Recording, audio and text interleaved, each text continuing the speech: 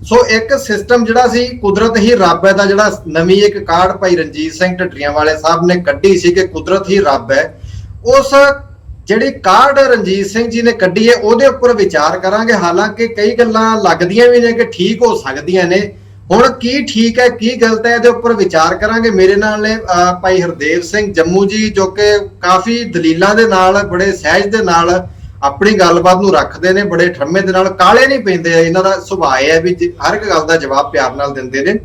ਸੋ ਸਭ ਤੋਂ ਪਹਿਲਾਂ ਤਾਂ ਮੈਂ ਹਰਦੇਵ ਜੀ ਤੁਹਾਡਾ ਸਭ ਤੋਂ ਸਵਾਗਤ ਕਰਦਾ ਬ੍ਰੇਨ ਔਨ ਟੀਵੀ ਤੇ, ਤੁਹਾਡਾ ਸਵਾਗਤ ਹੈ ਜੀ। ਮੇਰੀ ਤਰਫੋਂ ਵੀ ਤੁਹਾਨੂੰ ਜਸਪਾਲ ਜੀ ਔਰ ਤੁਹਾਡੇ ਸਾਰੇ ਸਰੋਤਿਆਂ ਨੂੰ ਵਾਹਿਗੁਰੂ ਜੀ ਕਾ ਖਾਲਸਾ ਵਾਹਿਗੁਰੂ ਜੀ ਕੀ ਫਤਿਹ।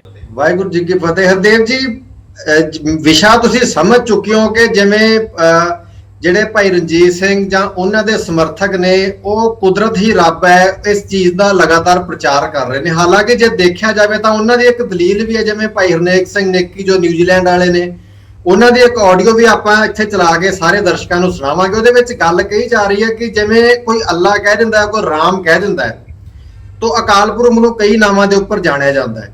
ਸੋ ਜੇ ਰਣਜੀਤ ਸਿੰਘ ਨੇ ਅਕਾਲ ਪੁਰਖ ਨੂੰ ਜਾਂ ਰੱਬ ਨੂੰ ਕੁਦਰਤ ਕਹਿ ਦਿੱਤਾ ਤਾਂ ਇਹਦੇ ਵਿੱਚ ਇਤਰਾਜ਼ ਕੀ ਹੋ ਸਕਦਾ। ਲੇਕਿਨ ਉਸ ਤੋਂ ਪਹਿਲਾਂ ਮੈਂ ਇੱਕ ਸਵਾਲ ਇਹ ਲਊਂਗਾ ਕਿ ਜਿਹੜੀ ਗੱਲ ਰਣਜੀਤ ਸਿੰਘ ਜੀ ਕਹਿ ਰਹੇ ਨੇ, ਭਾਈ ਰਣਜੀਤ ਸਿੰਘ ਜੀ, ਕਿ ਕੁਦਰਤ ਹੀ ਰੱਬ ਹੈ, ਹੁਣ ਇਹ ਚੀਜ਼ ਨੂੰ ਇੱਕ ਨਵੀਂ ਇਨਵੈਂਸ਼ਨ ਆਪਾਂ ਮੰਨ ਸਕਦੇ ਹਾਂ। ਹੁਣ ਕੀ ਇਹ ਇਨਵੈਂਸ਼ਨ ਜਿਹੜੀ ਹੋਈ ਹੈ, ਇੱਕ ਕਾਢ ਕੱਢੀ ਗਈ ਹੈ ਕਿਸੇ ਵਿਗਿਆਨੀ ਵੱਲੋਂ, ਧਾਰਮਿਕ ਵਿਗਿਆਨੀ ਵੱਲੋਂ, ਕੀ ਇਹ ਕਾਢ ਇਸ ਸੰਸਾਰ ਤੇ ਪਹਿਲੀ ਵਾਰ ਹੋਈ ਹੈ ਜਾਂ ਇਸ ਤੋਂ ਪਹਿਲਾਂ ਵੀ ਕਿਸੇ ਨੇ ਕੁਦਰਤ ਹੀ ਰੱਬ ਹੈ ਇਹ ਸਿਧਾਂਤ ਦਿੱਤਾ ਸੀ? ਇਹ ਜਾਣਨਾ ਬਹੁਤ ਜ਼ਰੂਰੀ ਹੈ। ਦੇਖੋ, ਪਹਿਲੀ ਗੱਲ ਇਹ ਕਿ ਇਹ ਕੋਈ ਜਿਹੜੀ ਗੱਲ ਭਾਈ ਸਾਹਿਬ ਕਰ ਰਹੇ ਨੇ ਜਾਂ ਉਹਨਾਂ ਦੇ ਸਮਰਥਕ ਕਰ ਰਹੇ ਨੇ, ਟੀਮ ਕਰ ਰਹੀ ਉਹਨਾਂ ਦੀ ਜੀ, ਇਹ ਕੁਝ ਹੱਦ ਤੱਕ ਇਹ ਨਵੀਂ ਕਾਢ ਨਹੀਂ ਹੈ, ਇਹ ਕਾਪੀ ਹੈ ਕੁਝ ਚੀਜ਼ਾਂ ਦੀ, ਕੁਝ ਚੀਜ਼ਾਂ ਦਾ ਮਿਕਸਚਰ ਹੈ ਜੀ। ਫੋਰ ਐਗਜ਼ਾਮਪਲ ਕਿ ਬਈ ਇੱਕ ਰੱਬ ਨਹੀਂ ਹੈ, ਇੱਕ ਡਿਵਿਨਿਟੀ ਨਹੀਂ ਹੈ, ਇਹਨੂੰ ਤੇ ਹਿੰਦੂਆਂ ਦਾ ਸ਼ਾਸਤਰ ਕਿਹਾ ਚੁੱਕਾ ਹੈ ਜੀ। ਔਰ ਭਾਈ ਗੁਰਦਾਸ ਨੇ ਬਕਾਇਦਾ ਉਸ ਸਾਂਖ ਸ਼ਾਸਤਰ ਦਾ ਜਿਹੜਾ ਜ਼ਿਕਰ ਕੀਤਾ ਹੈ ਆਪਣੇ 12 ਦੀ ਬਿਗਨਿੰਗ ਦੇ ਵਿੱਚ, ਉਹਦੇ ਆਗਾਜ਼ ਵਿੱਚ, ਕਿਉਂਕਿ ਭਾਈ ਗੁਰਦਾਸ ਨੇ ਨਾ ਸਾਰਾ ਇੱਕ ਖਾਕਾ ਖਿੱਚਿਆ ਹੈ ਪਹਿਲਾਂ ਕਿ ਮਹਾਰਾਜ ਦਾ ਪ੍ਰਕਾਸ਼, ਪਹਿਲੇ ਪਾਤਸ਼ਾਹ ਦਾ ਪ੍ਰਕਾਸ਼ ਜਿਸ ਧਰਤੀ ਤੇ ਹੋਇਆ ਜੀ, ਉਹਦੇ ਪ੍ਰਕਾਸ਼ ਤੋਂ ਪਹਿਲਾਂ ਉੱਥੇ ਦੀਆਂ ਵਿਚਾਰਿਕ ਸਥਿਤੀਆਂ ਕੀ ਸੀਗੀਆਂ, ਠੀਕ ਹੈ। ਉਹਦੇ ਵਿੱਚ ਉਹਨਾਂ ਨੇ ਇਹ ਸ਼ਾਸਤਰ ਜਿਹੜੇ ਨੇ ਵੇਦਾਂ ਦਾ ਜਿਹੜਾ ਜ਼ਿਕਰ ਹੈ ਉਹ ਭਾਈ ਗੁਰਦਾਸ ਨੇ ਆਪਣੀ 12 ਚ ਕੀਤਾ, ਔਰ ਥੱਲੇ ਇੱਕ ਇੱਕ ਪੰਕਤੀ ਦੀਆਂ ਆਪਣੀਆਂ ਟਿੱਪਣੀਆਂ ਲਾਈਆਂ, ਔਰ ਉਹ ਬਿਆਨ ਕਰਨ ਤੋਂ ਬਾਅਦ ਉਹਨਾਂ ਨੇ ਕਿਹਾ ਕਿ ਇਸ ਮਾਹੌਲ ਦੇ ਵਿੱਚ ਸਤਿਗੁਰੂ ਨਾਨਕ ਪ੍ਰਗਟਿਆ, ਬੇਟੀ ਧੁੰਦ ਜਗ ਚਾਨਣ ਜੀ। ਉਹ ਤੁਸੀਂ ਜਿਹੜਾ ਸ਼ਾਸਤਰ ਨੂੰ ਦੇਖੋ ਤੇ ਉਹਦੇ ਵਿੱਚ ਜਿਹੜੀ ਰੱਬ ਦੀ ਹੋਂਦ ਤੋਂ ਇਨਕਾਰ ਕੀਤਾ ਗਿਆ, ਇੱਕ ਤੇ ਭਾਈ ਸਾਹਿਬ ਦਾ ਉਹ ਕਾਪੀ ਜਿਹੜੀ ਹੈ ਉੱਥੋਂ ਆਈ ਹੈ। ਸੈਕੰਡ, ਉਹਨਾਂ ਨੇ ਕੁਦਰਤ ਨੂੰ ਰੱਬ ਕਿਹਾ, ਇਹਨੂੰ ਜਿਹੜਾ ਸਟੋਇਕ ਫਿਲਾਸਫਰ ਪਹਿਲੇ ਪ੍ਰਾਚੀਨ ਕਾਲ ਦੇ ਵਿੱਚ ਕਹਿ ਗਏ, ਇਸ ਐਂਗਲ ਨੂੰ ਪੇਸ਼ ਕਰਕੇ ਥੋੜਾ ਜਿਹਾ, ਔਰ ਫਿਰ ਉਹਦੇ ਵਿੱਚ ਜਿਹੜਾ ਦਇਆਨੰਦ ਸਵਾਮੀ ਹੈ ਉਹਨੇ ਵੀ ਕੁਝ ਉਪਨਿਸ਼ਦਾਂ ਔਰ ਕੁਝ ਵੈਦਿਕ ਲਿਟਰੇਚਰ ਦੇ ਆਧਾਰ ਦੇ ਉੱਪਰ ਇੱਕ ਗੱਲ ਕਹੀ ਕਿ ਇਹ ਪ੍ਰਕਿਰਤੀ ਆਪਣੇ ਆਪ ਤੋਂ ਆਪ ਹੈ ਜੀ। ਇੱਕ ਈਸ਼ਵਰ ਹੈ ਤੇ ਇੱਕ ਪ੍ਰਕਿਰਤੀ ਹੈ, ਪ੍ਰਕਿਰਤੀ ਆਪਣੇ ਆਪ ਤੋਂ ਆਪ ਹੈ, ਠੀਕ ਹੈ ਜੀ। ਪ੍ਰਕਿਰਤੀ ਆਪਣੇ ਆਪ ਤੋਂ ਆਪ ਹੈ, ਇਹ ਭਾਈ ਸਾਹਿਬ ਨੇ ਚੀਜ਼ ਉੱਥੋਂ ਕੈਚ ਕੀਤੀ ਕਿ ਪ੍ਰਕਿਰਤੀ ਆਪਣੇ ਆਪ ਤੋਂ ਆਪ ਹੈ ਔਰ ਇਹੀ ਰੱਬ ਹੈ ਜੀ। ਇਸ ਗੱਲ ਨੂੰ ਦਇਆਨੰਦ ਸਵਾਮੀ ਤੋਂ ਪਹਿਲਾਂ ਸਿਪੌਂਜ਼ਾ ਨਾਂ ਦਾ ਇੱਕ ਜਿਹੜਾ ਫਿਲਾਸਫਰ ਹੈ, ਉਹਨੇ ਜਿਹੜੀ ਹੈ ਇਹ ਪੈਂਥਿਜ਼ਮ ਜਿਹਨੂੰ ਕਹਿੰਦੇ ਨੇ, ਠੀਕ ਹੈ ਜੀ, ਪੈਂਥਿਸਟਿਕ ਵਿਊ ਦਿੱਤਾ ਸੀ ਕਿ ਵੀ ਨੇਚਰ ਹੀ ਗੋਡ ਹੈ, ਔਰ ਕਾਫੀ ਸਾਰਾ ਉਹ ਚਰਚਾ ਦਾ ਵਿਸ਼ੇ ਰਿਹਾ ਆਪਣੇ ਜ਼ਮਾਨੇ ਦੇ ਵਿੱਚ।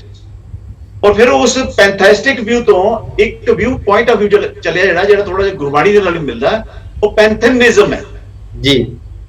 ਔਰ ਭਾਈ ਸਾਹਿਬ ਨੇ ਜੋ ਕੀਤਾ ਨਾ, ਜਿਹੜਾ ਕਹਿੰਦੇ ਨਾ ਭਾਨੂਮਤੀ ਦਾ ਕੁੰਭਾ ਜੋੜਿਆ ਜੀ, ਉਹ ਜੋੜਨ ਵੇਲੇ ਇਹਨਾਂ ਨੇ ਜਿਹੜੇ ਦੋ ਮੁੱਖ ਆਧਾਰ ਵਰਤੇ, ਉਹ ਉੱਥੇ ਜਿਹੜੀ ਹੈ ਜਿਹਨੂੰ ਮੈਂ ਮਿਸਟੇਕ ਕਹਾਂਗਾ, ਜਿਹਨੂੰ ਮੈਂ ਇੱਕ ਹੌਨੈਸਟੀ ਨਹੀਂ ਮੰਨਦਾ, ਕਿ ਆਪਣੀ ਗੱਲ ਸੋਚ ਕੇ ਔਰ ਆਪਣੀ ਗੱਲ ਲੈ ਕੇ ਔਰ ਕੁਝ ਬਾਣੀ ਦੇ ਸ਼ਬਦਾਂ ਦਾ ਹਵਾਲਾ ਲੈ ਕੇ ਪ੍ਰਮਾਤਮਾ ਦੇ ਇੱਕ ਐਸਪੈਕਟ ਨੂੰ ਪ੍ਰਮਾਤਮਾ ਕਰਕੇ ਪੇਸ਼ ਕਰ ਦਿੱਤਾ ਔਰ ਕਹਿਤਾ ਜੀ ਗੁਰੂ ਸਾਹਿਬ ਇਹੀ ਕਹਿੰਦੇ, ਠੀਕ ਹੈ ਜੀ। ਹੁਣ ਕਹਿਣ ਨੂੰ ਤੇ ਦੇਖੋ ਸਾਡਾ ਤੇ ਡਿਸਕਸ਼ਨ ਦਾ ਮੈਟਰ ਨਹੀਂ ਹੈ। ਫੋਰ ਐਗਜ਼ਾਮਪਲ ਕਈ ਬੰਦੇ ਕਹਿੰਦੇ ਰੱਬ ਹੈ ਹੀ ਨਹੀਂ ਹੈ, ਜਿਸ ਤਰ੍ਹਾਂ ਉਹ ਕਹਿੰਦੇ ਰੱਬ ਹੈ ਹੀ ਨਹੀਂ ਹੈ। ਜੇ ਉਹ ਤੇ ਸਾਡੇ ਨਾਲ ਗੱਲ ਕਰਨਾ ਤੇ ਗੱਲ ਠੀਕ ਹੈ, ਜੇ ਨਹੀਂ ਕਰਨਾ ਤੇ ਸਾਨੂੰ ਕੋਈ ਇਤਰਾਜ਼ ਨਹੀਂ ਹੈ। ਬਿਲਕੁਲ ਕਿਉਂਕਿ ਉਹ ਓਨੈਸਟਲੀ ਕਹਿ ਰਹੇ ਨੇ ਕਿ ਅਸੀਂ ਰੱਬ ਨੂੰ, ਧਰਮ ਨੂੰ, ਇਹਨਾਂ ਚੀਜ਼ਾਂ ਨੂੰ ਨਹੀਂ ਮੰਨਦੇ ਜੀ। ਸਮੱਸਿਆ ਇਹ ਹੈ ਭਾਈ ਸਾਹਿਬ ਜੋ ਗੱਲ ਕਹਿ ਰਹੇ ਨੇ ਨਾ, ਉਹ ਗੁਰਬਾਣੀ ਤੇ ਗੁਰੂ ਸਾਹਿਬਾਨ ਦੇ ਮੂੰਹ ਚ ਪਾ ਰਹੇ ਜੀ, ਔਰ ਕੁਝ ਸ਼ਬਦਾਂ ਨੂੰ ਲੈ ਕੇ ਉਹ ਅੱਧਾ ਸੱਚ ਪੇਸ਼ ਕਰ ਰਹੇ ਨੇ। ਤੇ ਉਹ ਇੱਕ ਕਹਾਵਤ ਹੈ ਨਾ ਕਿ ਅੱਧਾ ਸੱਚ ਜਮਾ ਅੱਧਾ ਸੱਚ ਇਜ਼ ਇਕੁਅਲ ਟੂ ਪੂਰਾ ਝੂਠ ਜੀ, ਖਤਰਨਾਕ ਝੂਠ, ਮਤਲਬ ਮਿਸਗਾਈਡਿੰਗ। ਮੈਂ ਜਿਹੜਾ ਸਟਾਰਟਿੰਗ 'ਚ 2 ਸਵਾਲ ਪੁੱਛੇ ਸੀ, ਇੱਕ ਤਾਂ ਜਿਹੜੀ ਕੀ ਇਹ ਪਹਿਲੀ ਵਾਰ ਕੁਦਰਤੀ ਰੱਬ ਸਿਧਾਂਤ ਦਿੱਤਾ ਗਿਆ ਜਾਂ ਇਸ ਤੋਂ ਪਹਿਲਾਂ ਵੀ ਹੋਇਆ, ਚਲੋ ਇਹ ਤੁਸੀਂ ਕੁਝ ਦਿੱਤਿਆਂ ਇਤਿਹਾਸਕ ਹਵਾਲੇ ਦਿੱਤੇ, ਲੇਕਿਨ ਜਿਹੜਾ ਦੂਜਾ ਐਸਪੈਕਟ ਆਉਂਦਾ ਕਿ ਜਿਵੇਂ ਭਾਈ ਹਰਨੇਕ ਸਿੰਘ ਜੀ ਦੀ ਇੱਕ ਆਡੀਓ ਆਪਾਂ ਚਲਾਉਨੇ ਆ ਹੁਣੇ, ਉਹਦੇ ਵਿੱਚ ਉਹ ਕਿਸੇ ਨਾਲ ਗੱਲ ਕਰ ਰਹੇ ਸੀ, ਜਿਹੜੇ ਪਰਸਨ ਆਪਣੇ ਵਿਚਾਰ ਦੇ ਰਹੇ ਸੀ ਉਹਨਾਂ ਦਾ ਨਾਮ ਸਾਨੂੰ ਨਹੀਂ ਪਤਾ ਲੱਗਿਆ ਵੀ ਕੌਣ ਨੇ ਉਹ, ਪਰ ਹਰਨੇਕ ਸਿੰਘ ਜੀ ਦੇ ਉਹਨਾਂ ਦੀ ਆਵਾਜ਼ ਤਾਂ ਚਲੋ ਪਛਾਣ ਆਉਂਦੀ ਔਰ ਉਹਨਾਂ ਦੇ ਚੈਨਲ ਤੇ ਵੀ ਸੀ। ਉਹ ਗੱਲ ਵੀ ਕਲੀਅਰ ਕਰ ਰਹੇ ਨੇ ਕਿ ਜਿਵੇਂ ਕੋਈ ਬੋਲੇ ਰਾਮ ਰਾਮ, ਕੋਈ ਖੁਦਾਏ, ਵੀ ਇੱਕ ਕੁਦਰਤ ਨੂੰ ਜਾਂ ਅਕਾਲ ਪੁਰਖ ਨੂੰ, ਰੱਬ ਨੂੰ ਕਈ ਨਾਵਾਂ ਦੇ ਨਾਲ ਜਾਣਿਆ ਜਾਂਦਾ ਹੈ। ਸੋ ਜੇ ਭਾਈ ਰਣਜੀਤ ਸਿੰਘ ਨੇ ਕੁਦਰਤ ਕਹਿ ਦਿੱਤਾ ਰੱਬ ਨੂੰ, ਤਾਂ ਇਹਦੇ ਵਿੱਚ ਇਤਰਾਜ਼ ਕੀ ਹੋ ਸਕਦਾ? ਉਹ ਇੱਕ ਆਪਣੇ ਵੱਲੋਂ ਰੱਬ ਨੂੰ ਇਸ ਤਰੀਕੇ ਨਾਲ ਕਹਿ ਕੇ ਸੰਬੋਧਨ ਕਰਕੇ ਮੰਨਣਾ ਚਾਹੁੰਦੇ ਨੇ, ਤਾਂ ਕੀ ਇਤਰਾਜ਼ ਹੋ ਸਕਦਾ ਇਹਦੇ ਉੱਪਰ? ਦੇਖੋ, ਮੈਂ ਥੋੜੀ ਦੇਰ ਪਹਿਲੇ ਤੁਹਾਨੂੰ ਕਹਿ ਚੁੱਕਾ ਹਾਂ ਜੀ, ਉਹ ਰੱਬ ਨੂੰ ਕੋਈ ਕਿਸੇ ਵੀ ਨਾਂ ਦੇ ਨਾਲ ਪੁਕਾਰਿਆ, ਕੋਈ ਇਤਰਾਜ਼ ਨਹੀਂ ਜੀ। ਗੁਰੂ ਗ੍ਰੰਥ ਸਾਹਿਬ ਦੇ ਵਿੱਚ ਪਰਮਾਤਮਾ ਨੂੰ ਸ਼ਬਦ ਵੀ ਕਿਹਾ ਗਿਆ, ਠੀਕ ਹੈ ਨਾ, ਔਰ ਡਿਫਰੈਂਟ ਭਾਂਤ ਦੇ ਨਾਮ ਤੋਂ ਜਿਹੜਾ ਉਹ ਪੁਕਾਰਿਆ ਗਿਆ, ਔਰ ਇਸ ਗੱਲ ਦਾ ਬਕਾਇਦਾ ਤਸਕਰਾ ਹੈ ਗੁਰੂ ਗ੍ਰੰਥ ਸਾਹਿਬ ਦੇ ਵਿੱਚ, ਜ਼ਿਕਰ ਹੈ ਕਿ ਉਹਦੇ ਬੜੇ ਬਹੁਤ ਸਾਰੇ ਐਸੇ ਨਾਮ, ਠੀਕ ਹੈ ਨਾ। ਸਵਾਲ ਦਿੱਕਤ ਇੱਥੇ ਸਮੱਸਿਆ ਜਿਹੜੀ ਹੈ ਨਾ, ਉਹ ਇਹ ਹੈ, ਪੁਆਇੰਟ ਆਫ ਡਿਸਕਸ਼ਨ ਇਹ ਹੈ ਕਿ ਭਾਈ ਸਾਹਿਬ ਜੋ ਕਹਿ ਰਹੇ ਨੇ ਨਾ, ਉਹ ਕਹਿ ਰਹੇ ਨੇ ਕਿ ਨਹੀਂ, ਬਾਕੀ ਗੁਰੂ ਗ੍ਰੰਥ ਸਾਹਿਬ ਦੇ ਵਿੱਚ ਹੀ ਇਹ ਗੱਲ ਕਹੀ ਗਈ ਹੈ ਕਿ ਤੁਸੀਂ ਸਿਰਫ ਤੇ ਸਿਰਫ ਕੁਦਰਤ ਨੂੰ ਰੱਬ ਮੰਨਣਾ ਜੀ, ਹੋਰ ਐਸੇ ਅਕਾਲ ਪੁਰਖ ਦੀ ਕੋਈ ਹੋਂਦ ਨਹੀਂ, ਕੁਦਰਤ ਹੀ ਅਕਾਲ ਪੁਰਖ ਹੈ। ਔਰ ਇਹਦੇ ਵਿੱਚ ਕਹਿਣ ਵੇਲੇ ਐਸਾ ਕਨਫਿਊਜ਼ਨ ਵਿੱਚ ਨਾ ਆਪ, ਕਦੇ ਉਹ ਕਹਿੰਦੇ ਨੇ ਕਿ ਕੁਦਰਤ ਹੀ ਰੱਬ ਹੈ, ਫਿਰ ਕਹਿੰਦੇ ਨੇ ਕੁਦਰਤ ਵੀ ਰੱਬ ਹੈ ਜੀ। ਸੋ ਇਹ ਉਹਨਾਂ ਦਾ ਕਨਫਿਊਜ਼ਨ ਹੈ ਗੁਰਬਾਣੀ ਨੂੰ। ਅਗਰ ਉਹ ਗੁਰਬਾਣੀ ਦੇ ਆਸਰੇ ਤੇ ਇਹ ਗੱਲ ਨਾ ਕਹਿਣ ਜੀ, ਤੇ ਸਾਨੂੰ ਤੇ ਕੋਈ ਇਤਰਾਜ਼ ਨਹੀਂ। ਅਸੀਂ ਹੁਣ ਕਿਸੇ ਮੁਸਲਮਾਨ ਨੂੰ ਥੋੜੀ ਕਹਿੰਦੇ ਆ ਕਿ ਤੂੰ ਖੁਦਾ ਨੂੰ ਖੁਦਾ ਕਿਉਂ ਕਹਿ ਰਿਹਾ ਹੈ, ਜਾਂ ਅਸੀਂ ਕਿਸੇ ਹਿੰਦੂ ਭਰਾ ਨੂੰ ਥੋੜੀ ਪੁੱਛਦੇ ਆ ਕਿ ਤੂੰ ਪਰਮਾਤਮਾ ਨੂੰ ਕ੍ਰਿਸ਼ਨ ਕਿਉਂ ਕਹਿ ਰਿਹਾ ਹੈ ਜੀ। ਉਹਦੇ ਵਿੱਚ ਕੋਈ ਇਤਰਾਜ਼ ਨਹੀਂ ਹੈ, ਬਿਲਕੁਲ। ਉਹ ਕਲੇਮ ਕਰ ਰਹੇ ਨੇ ਗੁਰਬਾਣੀ ਦੇ ਉੱਪਰ ਗੱਲ ਲਿਆ ਕੇ ਜੀ। ਇਸ ਵਾਸਤੇ ਇੱਕ ਡਿਬੇਟ ਹੈ ਉਹਨਾਂ ਦੇ ਨਾਲ, ਅਦਰਵਾਈਜ਼ ਉਹਨਾਂ ਦੇ ਨਾਲ ਉਹ ਕੁਦਰਤ ਕਹਿਣ, ਜੋ ਮਰਜ਼ੀ ਕਹਿਣ, ਉਹ ਕੁਝ ਵੀ ਨਾ ਕਹਿਣ ਜੀ, ਉਹ ਕਹਿਣ ਰੱਬ ਹੈ ਹੀ ਨਹੀਂ ਹੈ, ਸਾਨੂੰ ਵੀ ਇਤਰਾਜ਼ ਹੈ ਜੀ ਜੀ ਜੀ। ਲੇਕਿਨ ਇਤਰਾਜ਼ ਤੇ ਡਿਸਕਸ਼ਨ ਉਸ ਲਈ ਹੋਏਗੀ, ਇਤਰਾਜ਼ ਵੀ ਨਹੀਂ ਮੈਂ ਕਹਿ ਸਕਦਾ ਪ੍ਰੋਪਰਲੀ ਨੂੰ, discussion of point the time ਉਸ ਲਈ ਆਏਗਾ ਜਦੋਂ ਕਹਿਣਗੇ ਕਿ ਜੋ ਮੈਂ ਕਹਿ ਰਿਹਾ ਜੀ ਇਹੀ ਬਸ ਗੁਰਬਾਣੀ ਕਹਿ ਰਹੀ ਹੈ, ਹੋਰ ਕੁਝ ਨਹੀਂ ਕਹਿ ਜੀ। So then it becomes a common theme of discussion. ਔਰ ਤਾਂ ਉਹਨਾਂ ਨੇ ਕਲੇਮ ਵੀ ਕੀਤਾ ਭਾਈ ਨੇਕੀ ਜੀ ਦੇ ਨਾਲ ਵੀ ਆਓ ਪੇਸ਼ ਹੈ ਢੱਡਰੀਆਂ ਵਾਲੇ ਦਾ ਰੱਬ, ਇਦਾਂ ਦੀ ਕੋਈ ਗੱਲ ਵੀ ਕੀਤੀ ਹੈ ਜੀ। ਇਸ ਤਰ੍ਹਾਂ ਕਰੋ ਕਿ ਤੁਸੀਂ ਚਲਾਓ ਉਹ ਆਪਣਾ ਉਹਨਾਂ ਦੀ ਆਡੀਓ ਚਲਾਓ, ਤੇ ਅਸੀਂ ਸਟੈਪ ਬਾਈ ਜਿਹੜਾ ਉਹਨਾਂ ਦੇ ਉੱਪਰ ਵਿਚਾਰ ਕਰਦੇ ਜਾਂਦੇ ਆ। ਮੈਂ ਸ਼ੁਰੂ ਤੋਂ ਉਹਨਾਂ ਦੀ ਆਡੀਓ ਚਲਾ ਰਿਹਾ ਜੀ, ਤੁਸੀਂ ਸੁਣ ਕੇ ਫਿਰ ਆਪਾਂ ਗੱਲ ਕਰਦੇ ਹਾਂ। ਠੀਕ ਹੈ ਜੀ। ਜਦੋਂ ਰੱਬ ਦੀ ਗੱਲ ਚੱਲਦੀ ਆ, ਧਰਮ ਦੀ ਗੱਲ ਚੱਲਦੀ ਆ, ਇਹ ਆਪਣੇ ਸਿੱਖ ਧਰਮ ਦੇ ਜਿਹੜੇ ਪ੍ਰਚਾਰਕ ਆ ਤੇ ਵਿਦਵਾਨ ਆ, ਜਦੋਂ ਆਪਣੇ ਆਪ ਦੇ ਧਰਮ ਦੀ ਵਿਲੱਖਣਤਾ ਸ਼ੋਭਾ ਦੱਸ ਰਹੇ ਹੁੰਦੇ ਆ, ਹਾਂਜੀ, ਤਾਂ 2 ਉਦਾਹਰਨਾਂ ਜਿਹੜੀਆਂ ਆਮ ਦਿੰਦੇ ਆ। ਹਾਂਜੀ, ਪਹਿਲੀ ਤਾਂ ਇਹ ਵੀ ਹਰਿਮੰਦਰ ਸਾਹਿਬ ਦੇ 4 ਦਰਵਾਜ਼ੇ 4 ਦਿਸ਼ਾਵਾਂ 'ਚ, ਹਾਂਜੀ, ਵੀ ਕਹਿੰਦੇ ਮੱਕੇ ਕਿਸੇ ਨੂੰ ਹੋਰ ਧਰਮ ਵਾਲੇ ਨੂੰ ਮੱਕੇ ਵਾਲੇ ਨਹੀਂ ਵੜਨ ਦਿੰਦੇ, ਤੇ ਹਿੰਦੂਆਂ ਦੇ ਮੰਦਿਰਾਂ ਦੇ ਵਿੱਚ ਵੀ ਸ਼ੂਦਰਾਂ ਨੂੰ ਨਹੀਂ ਵੜਨ ਦਿੰਦੇ, ਪਰ ਕਹਿੰਦੇ ਸਾਡੇ ਹਰਿਮੰਦਰ ਦੇ 4 ਦਿਸ਼ਾਵਾਂ 'ਚ 4 ਦਰਵਾਜ਼ੇ, ਇੱਥੇ ਸਾਡੇ ਧਰਮ 'ਚ ਜਾਤ ਗੋਤਵਾਰ ਨੂੰ ਭੇਦ ਕੋਈ ਨਹੀਂ, ਸਾਰਿਆਂ ਨੂੰ ਜੀ ਆ। ਦੂਜੀ ਉਦਾਹਰਨ ਗੁਰਬਾਣੀ ਦਾ ਸ਼ਬਦ ਕੋਈ ਬੋਲੇ ਰਾਮ ਰਾਮ, ਕੋਈ ਖੁਦਾਏ ਵਾਲਾ ਪੜ੍ਹ ਕੇ ਦਿੰਦੇ, ਹਾਂਜੀ, ਬਈ ਮੰਦਿਰ 'ਚ ਜਾ ਕੇ ਜੇ ਕੋਈ ਅੱਲਾ ਕਹਿ ਦੇ ਡਾਂਗਾਂ ਖੜਕ ਜਾਂਦੀਆਂ, ਮਸਜਿਦ ਜਾ ਕੇ ਕੋਈ ਰਾਮ ਕਹਿ ਦੇ ਕਤਲ ਵੀ ਹੋ ਸਕਦਾ। ਪਰ ਸਾਡੇ ਧਰਮ 'ਚ ਕਹਿੰਦੇ ਰੱਬ ਨੂੰ ਕੋਈ ਰਾਮ ਕਵੇ, ਕੋਈ ਖੁਦਾ ਕਵੇ ਉਹ ਵੀ ਮਨਜ਼ੂਰ ਆ, ਹਰੀ ਕਵੇ ਉਹ ਵੀ ਮਨਜ਼ੂਰ ਆ, ਗੋਬਿੰਦ, ਗੋਪਾਲ, ਅੱਲਾ, ਜੋ ਮਰਜੀ ਕਹੇ, ਕਹਿੰਦੇ ਸਾਡੇ ਧਰਮ 'ਚ ਪ੍ਰਵਾਨ ਆ, ਅਸੀਂ ਬੜੇ ਖੁੱਲ੍ਹ ਦਿਲੇ ਆ ਯਾਰ। ਹਾਂਜੀ ਹਾਂਜੀ, ਇਹ ਐਸ ਹਿਸਾਬ ਨਾਲ ਤਾਂ ਰੱਬ ਨੂੰ ਕੁਦਰਤ ਕਹਿਣ ਵਾਲਾ, ਢੱਡਰੀਆਂ ਵਾਲਾ ਵੀ ਪ੍ਰਵਾਨ ਹੋਣਾ ਚਾਹੀਦਾ ਸੀ। ਇੱਥੇ ਰੁਕੋ ਜੀ। ਹਾਂ, ਹੁਣ ਇਹਨਾਂ ਨੇ ਕਿਹਾ ਕਿ ਹੁਣ ਉਸ ਅੰਦਾਜ਼ ਦੇ ਨਾਲ ਗੱਲ ਸਾਰਿਆਂ ਨੇ ਸੁਣ ਲਈ ਹੈ ਜੀ ਕਿ ਇਹਨਾਂ ਨੂੰ ਢੱਡਰੀਆਂ ਵਾਲਾ ਵੀ ਪ੍ਰਵਾਨ ਹੋਣਾ ਚਾਹੀਦਾ ਸੀ। ਜੀ ਜੀ ਜੀ ਤੇ ਮੈਂ ਭਾਈ ਸਾਹਿਬ ਨੂੰ ਕਹਿਣਾ ਚਾਹੁੰਦਾ ਔਰ ਇਹਨਾਂ ਦੇ ਸਮਰਥਕਾਂ ਨੂੰ ਕਹਿਣਾ ਚਾਹੁੰਦਾ ਕਿ ਭਾਈ ਸਾਹਿਬ ਸਾਨੂੰ ਬਿਲਕੁਲ ਪ੍ਰਵਾਨ ਹੁੰਦੇ ਜੇ ਉਹ ਇਹ ਗੱਲ ਕਹਿੰਦੇ ਕਿ ਇਹ ਗੱਲ ਮੇਰੀ ਹੈ ਹਟ ਕੇ ਗੁਰਬਾਣੀ ਤੋਂ ਆਪਣੀ, ਜੀ ਤੇ ਕੋਈ ਇਤਰਾਜ਼ ਨਹੀਂ, ਕੋਈ ਇਤਰਾਜ਼ ਨਹੀਂ। ਮੈਂ ਰਿਪੀਟ ਕਰ ਚੁੱਕਾ ਕਿ ਨਾਸਤਕ ਰੱਬ ਨੂੰ ਮੰਨਦੇ ਨਹੀਂ ਤੇ ਅਸੀਂ ਉਹਨਾਂ ਨੂੰ ਇਤਰਾਜ਼ ਕਰਨ ਥੋੜੀ ਜਾਂਦੇ ਕਿ ਤੁਸੀਂ ਕਿਉਂ ਨਹੀਂ ਮੰਨਦੇ। ਹੁਣ ਮੁਸਲਮਾਨ ਕਹਿੰਦੇ ਨੇ ਕਿ ਬਈ ਇੱਕ ਖੁਦਾ ਹੈ ਤੇ ਅਸੀਂ ਉਹਨਾਂ ਨੂੰ ਇਤਰਾਜ਼ ਥੋੜੀ ਕਰਨੇ ਕਿ ਤੁਹਾਡੇ ਇਸ ਤਸੱਵੁਰ ਦਾ ਜਿਹੜਾ ਉਹ ਸਾਨੂੰ ਆਬਜੈਕਸ਼ਨ ਹੈ। ਐਸਾ ਸਾਡਾ ਐਟੀਟਿਊਡ ਤੇ ਨਹੀਂ ਹੈ ਜੀ। ਹੁਣ ਉਸ ਤਰ੍ਹਾਂ ਹੀ ਭਾਈ ਸਾਹਿਬ ਆਪਣਾ ਵੱਖਰਾ ਔਰਾ ਬਣਾ ਕੇ ਤੇ ਅਗਰ ਗੱਲ ਕੁਝ ਵੀ ਕਹਿਣ ਤੇ ਕੋਈ ਡਿਸਕਸ਼ਨ ਨਹੀਂ ਹੈ, ਕੋਈ ਐਸਾ ਇਤਰਾਜ਼ ਨਹੀਂ ਹੈ। ਹੁਣ ਭਾਈ ਸਾਹਿਬ ਇਹ ਜਿਹੜੀ ਗੱਲ ਕਹਿ ਰਹੇ ਨੇ, ਇਹ ਕਹਿ ਰਹੇ ਵੀ ਇਤਰਾਜ਼ ਨਹੀਂ ਸੀ ਹੋਣਾ ਚਾਹੀਦਾ। ਬਈ ਇਤਰਾਜ਼ ਤੇ ਤਾਂ ਨਾ ਹੁੰਦਾ ਜੇ ਭਾਈ ਸਾਹਿਬ ਗੁਰਬਾਣੀ ਨੂੰ ਵਿੱਚ ਲਿਆਂਦੇ। ਹੁਣ ਗੁਰਬਾਣੀ ਨੂੰ ਵਿੱਚ ਲਿਆ ਕੇ ਇੱਕ ਗੱਲ ਕਹਿ ਰਹੇ ਨੇ, ਇੱਕ ਅਰਧ ਸੱਤੇ ਪੇਸ਼ ਕਰ ਰਹੇ ਨੇ, ਅੱਧੀਆਂ ਪੰਕਤੀਆਂ ਕੁਝ ਚੁਣ ਕੇ ਪੇਸ਼ ਕਰ ਰਹੇ ਨੇ, ਉਹਦੇ ਉੱਪਰ ਇਤਰਾਜ਼ ਵੀ ਨਹੀਂ, ਮੈਂ ਕਹਿੰਦਾ ਅਸਹਿਮਤੀ ਹੈ। ਜੀ ਜੀ ਆਬਜੈਕਸ਼ਨ ਨਹੀਂ ਹੈ ਐਸੀ ਕਿ ਕੋਈ ਲੜਾਈ ਝਗੜੇ ਵਾਲਾ ਕੰਮ ਹੈ। ਇਟਸ ਇੱਕ ਡਿਸਐਗਰੀਮੈਂਟ ਹੈ, ਇੱਕ ਪੁਆਇੰਟ ਆਫ ਡਿਸਐਗਰੀਮੈਂਟ ਹੈ। ਵਿਚਾਰ ਹੋਣੀ ਚਾਹੀਦੀ, ਨਾਲੇ ਵਿਚਾਰ ਹੋਣੀ ਚਾਹੀਦੀ ਹੈ। ਤੇ ਉਹ ਇਹ ਹੈ ਕਿ ਬਈ ਇਹ ਕਹਿੰਦੇ ਕਬੂਲ ਹੋਣਾ ਚਾਹੀਦਾ ਸੀ ਤੇ ਫਿਰ ਭਾਈ ਸਾਹਿਬ ਨੂੰ ਅਗਰ ਕਬੂਲ ਕਰਵਾਉਣਾ ਸੀ ਤੇ ਉਹ ਵਿਚਾਰ ਹੀ ਚਾਹਣਾ ਚਾਹੀਦਾ ਸੀ। ਚਲਾਓ ਇਸ ਕਰਕੇ ਇਹਨਾਂ ਦੀ ਇਹ ਭਾਈ ਸਾਹਿਬ ਦਾ ਇਹ ਕਹਿਣਾ ਜਿਹੜਾ ਇਹ ਬੋਲ ਰਹੇ ਨੇ ਕਿ ਇਹਨਾਂ ਨੂੰ ਇਤਰਾਜ਼ ਕਬੂਲ ਹੋਣਾ ਚਾਹੀਦਾ ਸੀ। ਢੱਡਰੀਆਂ ਵਾਲੇ ਦਾ ਰੱਬ ਵੀ, ਢੱਡਰੀਆਂ ਵਾਲੇ ਨੇ ਰਹਿਣਾ ਤੇ ਇਹ ਤੇ ਕਿਹਾ ਹੀ ਨਹੀਂ ਕਿ ਮੇਰਾ ਆਪਣਾ ਕੋਈ ਰੱਬ ਹੈ, ਉਹ ਤੇ ਕਹਿ ਰਹੇ ਕਿ ਇਹ ਗੁਰਬਾਣੀ ਦਾ ਰੱਬ ਹੈ। ਜੀ ਡਿਬੇਟ ਉਹਦੇ ਪਰ ਹੋ ਰਹੀ ਹੈ। ਇਸ ਕਰਕੇ ਇਹਨਾਂ ਦੀ ਪ੍ਰੈਜੈਂਟੇਸ਼ਨ ਭਾਈ ਸਾਹਿਬ ਦੀ ਇੱਥੋਂ ਹੀ ਗਲਤ ਹੈ। ਔਨ ਦਾ ਵੈਰੀ ਬਿਗਨਿੰਗ ਉਹ ਗਲਤ ਪਾਸੇ ਗਲਤ ਚੀਜ਼ ਨੂੰ ਪੇਸ਼ ਕਰ ਰਹੇ ਤੇ ਤਾਂ ਪਰੰਪਰਾਵਾਦੀਆਂ ਨੂੰ ਤਾਂ ਛੱਡੋ, ਜਾਗਰੂਕਾਂ ਤੇ ਵਿਦਵਾਨਾਂ ਦੀਆਂ ਵੀ ਚਿੱਕਾਂ ਨਿਕਲਦੀਆਂ। ਸੋ ਢੱਡਰੀਆਂ ਵਾਲੇ ਰੱਬ ਸੰਬੰਧੀ ਜਿਹੜੀ ਵਿਆਖਿਆ ਕਰ ਰਹੇ ਆ ਕਿ ਕੁਦਰਤੀ ਰੱਬ ਹੈ, ਵਿਚਾਰਕਾਂ ਦੇ ਵਿਦਵਾਨਾਂ ਨੇ ਇਹ ਸਿੱਧ ਕਰਨ ਦਾ ਯਤਨ ਕੀਤਾ ਹੈ ਵੀ ਰੱਬ ਹੋਰ ਆ ਤੇ ਕੁਦਰਤ ਹੋਰ ਹੈ। ਤੇ ਸਿੱਧ ਕਰਨ ਲਈ ਗੁਰਬਾਣੀ ਦੀਆਂ ਪੰਕਤੀਆਂ ਦੇ ਹਵਾਲੇ ਦਿੰਦੇ। ਹਾਂਜੀ, ਵੈਸੇ ਤਾਂ ਜੇ ਆਪਣੇ ਸਮਾਜ 'ਚ ਰੀਤ ਹੀ ਬਣ ਜੇ ਵੀ ਕਿਸੇ ਵੀ ਵਿਸ਼ੇ ਤੇ ਜਿਹੜੀ ਵਿਚਾਰ ਆ ਉਹ ਦਲੀਲ ਤੇ ਕਾਮਨ ਸੈਂਸ ਦੇ ਆਧਾਰ ਤੇ ਕੀਤੀ ਜਾਵੇ, ਇਸ ਤਾਂ ਪੁੱਛਣਾ ਹੀ ਕੀ ਆ। ਜਿੰਨਾ ਚਿਰ ਮੈਂਟੈਲਿਟੀ ਸੁਣਨ ਵਾਲੀ ਨਹੀਂ ਬਣਦੀ, ਹਾਂਜੀ, ਉਹਨਾਂ ਚਿਰ ਫਿਰ ਪੰਕਤੀਆਂ ਦੇ ਹਵਾਲੇ ਦੇਣੇ ਤਾਂ ਸਾਨੂੰ ਵੀ ਆਉਂਦੇ। ਹਾਂ, ਇੱਕ ਵੇੜਾ ਜ਼ਰੂਰ ਹੈ ਕਿ ਜਦੋਂ ਅਸੀਂ ਹਵਾਲਾ ਦਿਆਂਗੇ ਵੀ ਗੁਰਬਾਣੀ ਦੀਆਂ ਪੰਕਤੀਆਂ ਦਾ ਤਾਂ ਅਰਥ ਕਰਨ ਵੇਲੇ ਫੇਰ ਕਰਾਂਗੇ। ਹਾਂਜੀ, ਇੱਕ ਪਾਸੇ ਪੰਕਤੀਆਂ ਨਹੀਂ ਛਾਂਟਦੇ, ਦੋਵੇਂ ਪੱਖ ਵਿਚਾਰਾਂਗੇ।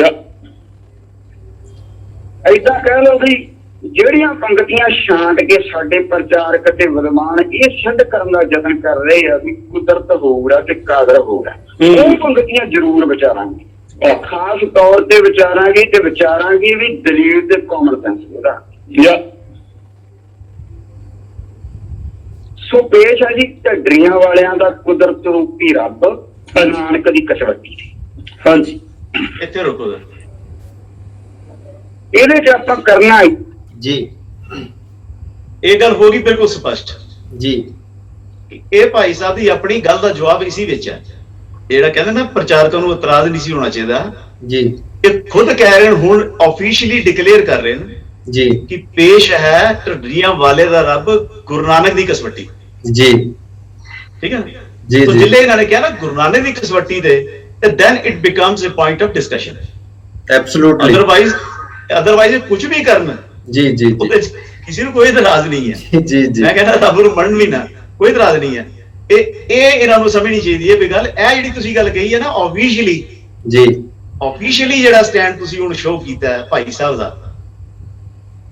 ਉੱਤੇ ਉੱਪਰ ਹੁਣ ਇਸ ਕਰਕੇ ਡਿਸਕਸ਼ਨ ਹੈ, ਅਦਰਵਾਈਜ਼ ਡਿਸਕਸ਼ਨ ਦਾ ਕੋਈ ਕਾਰਨ ਨਹੀਂ। ਜੀ ਮੈਂ ਅੱਗੇ ਚਲਾ ਰਿਹਾ ਜੀ। ਚਲੋ, ਗੁਰਬਾਣੀ ਦੀ ਜਿਹੜੀ ਪੰਕਤੀ ਆਪਾਂ ਵਿਚਾਰਾਂਗੇ ਉਹਦੇ 'ਚ ਜਿਹੜਾ ਸ਼ਬਦ ਰੱਬ ਲਈ, ਹਰੀ ਲਈ, ਪਰਮਾਤਮਾ ਲਈ ਆਇਆ, ਉਸ ਦੇ ਅਰਥ ਆਪਾਂ ਕੁਦਰਤ ਕਰਦੇ ਹੋਏ ਵਿਚਾਰਦੇ ਚੱਲਾਂਗੇ, ਗੱਲ ਕਲੀਅਰ ਹੋ ਜਾਣੀ। ਬਸ ਠੀਕ ਹੈ ਜੀ।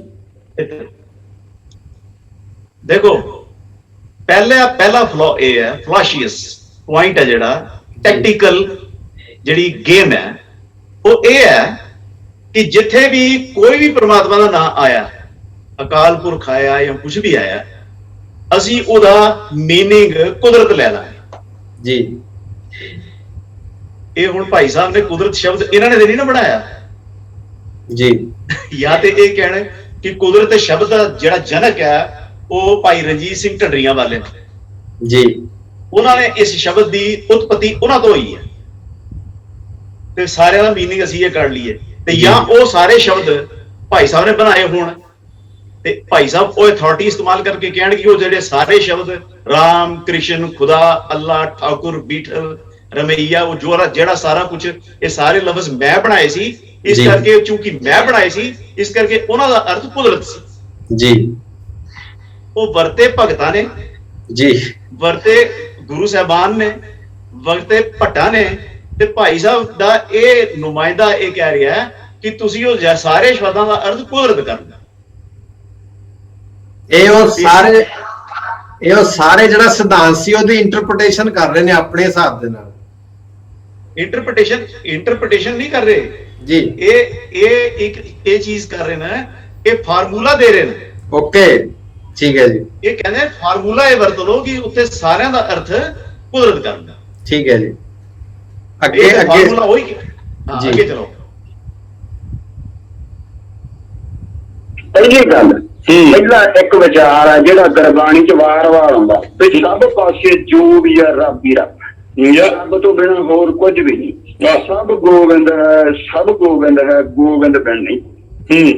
ਹੁਣ ਜੇ ਇੱਥੇ ਰੱਬ ਦੇ ਗੋਬਿੰਦ ਦੇ ਅਰਥ ਅਸੀਂ ਕੁਦਰਤ ਕਰਦੇ ਆ ਤਾਂ ਅਰਥ ਬਣਦੇ ਆ ਕਿ ਸਭ ਪਾਸੇ ਕੁਦਰਤੀ ਕੁਦਰਤ ਹੈ, ਕੁਦਰਤ ਤੋਂ ਬਿਨਾਂ ਇੱਥੇ ਹੋਰ ਕੁਝ ਵੀ ਨਹੀਂ। ਤੇ ਇਹ ਅਰਥ ਹੈ ਜਿਹੜੇ ਕਾਮਨ ਸੈਂਸ ਦਲੀਲ ਦੀ ਕਸਵੱਤੀ ਚ ਕਰਦੇ। ਸਭ ਕੁਝ ਆਪੇ ਆਪ ਹੈ, ਦੂਜਾ ਅਵਰ ਨਾ ਕੋਈ।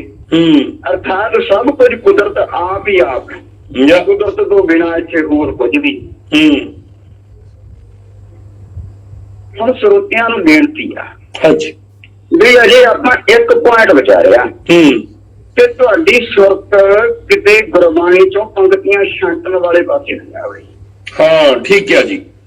ਵੀ ਜਿਸ ਤਰ੍ਹਾਂ ਦੀਆਂ ਪੰਕਤੀਆਂ ਤੁਹਾਡੇ ਦਿਮਾਗ 'ਚ ਆਉਣੀਆਂ ਤਾਂ ਹੁਣ ਮਨ ਰੱਖ ਕੇ ਸੁਣੀ ਚੱਲਿਓ।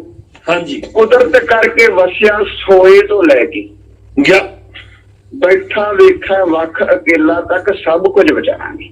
ਜਾਂ ਦੂਜਾ ਵਿਚਾਰ, ਹਾਂਜੀ, ਜਿਹੜਾ ਗੁਰਬਾਣੀ 'ਚ ਬੇਅੰਤ ਵਾਰ ਆਇਆ, ਹਾਂਜੀ, ਉਹ ਹੈ ਰੱਬ ਦੇ ਵਿਸ਼ਾਲ ਤੇ ਬੇਅੰਤ ਹੋਣ ਦੀ ਗੱਲ, ਬੇਥਾਂ ਹੋਣ ਦੀ ਗੱਲ। ਜਾਂ ਪਾਤਸ਼ਾਹ ਕਹਿੰਦੇ ਆ, ਹਾਂਜੀ, ਅਗੰਮ ਅਗੋਚਰ ਅਤ ਵੱਡਾ ਅਤੁੱਲ ਨਾ ਤੋਲਿਆ ਜਾਏ। ਜਾਂ ਇੱਥੇ ਰੱਬ ਦੇ ਅਰਥ ਕੁਦਰਤ ਕਰ ਲਓ।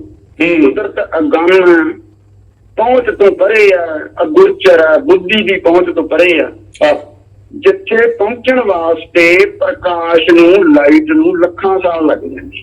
ਕੁਦਰਤ ਉਦੋਂ ਅਗਾਂਹ ਖੌਰੇ ਕਿੱਥੋਂ ਤੱਕ ਹੈ। ਜਿਹੜੇ ਤਾਰਿਆਂ ਤੱਕ ਪਹੁੰਚਣ ਵਾਸਤੇ ਲਾਈਟ ਨੂੰ, ਪ੍ਰਕਾਸ਼ ਨੂੰ ਹਜ਼ਾਰਾਂ ਲੱਖਾਂ ਸਾਲ ਲੱਗਦੇ ਆ, ਉਹਨਾਂ ਦੀ ਗਿਣਤੀ ਦਾ ਅੰਦਾਜ਼ਾ 100 ਬਿਲੀਅਨ ਲਾਇਆ।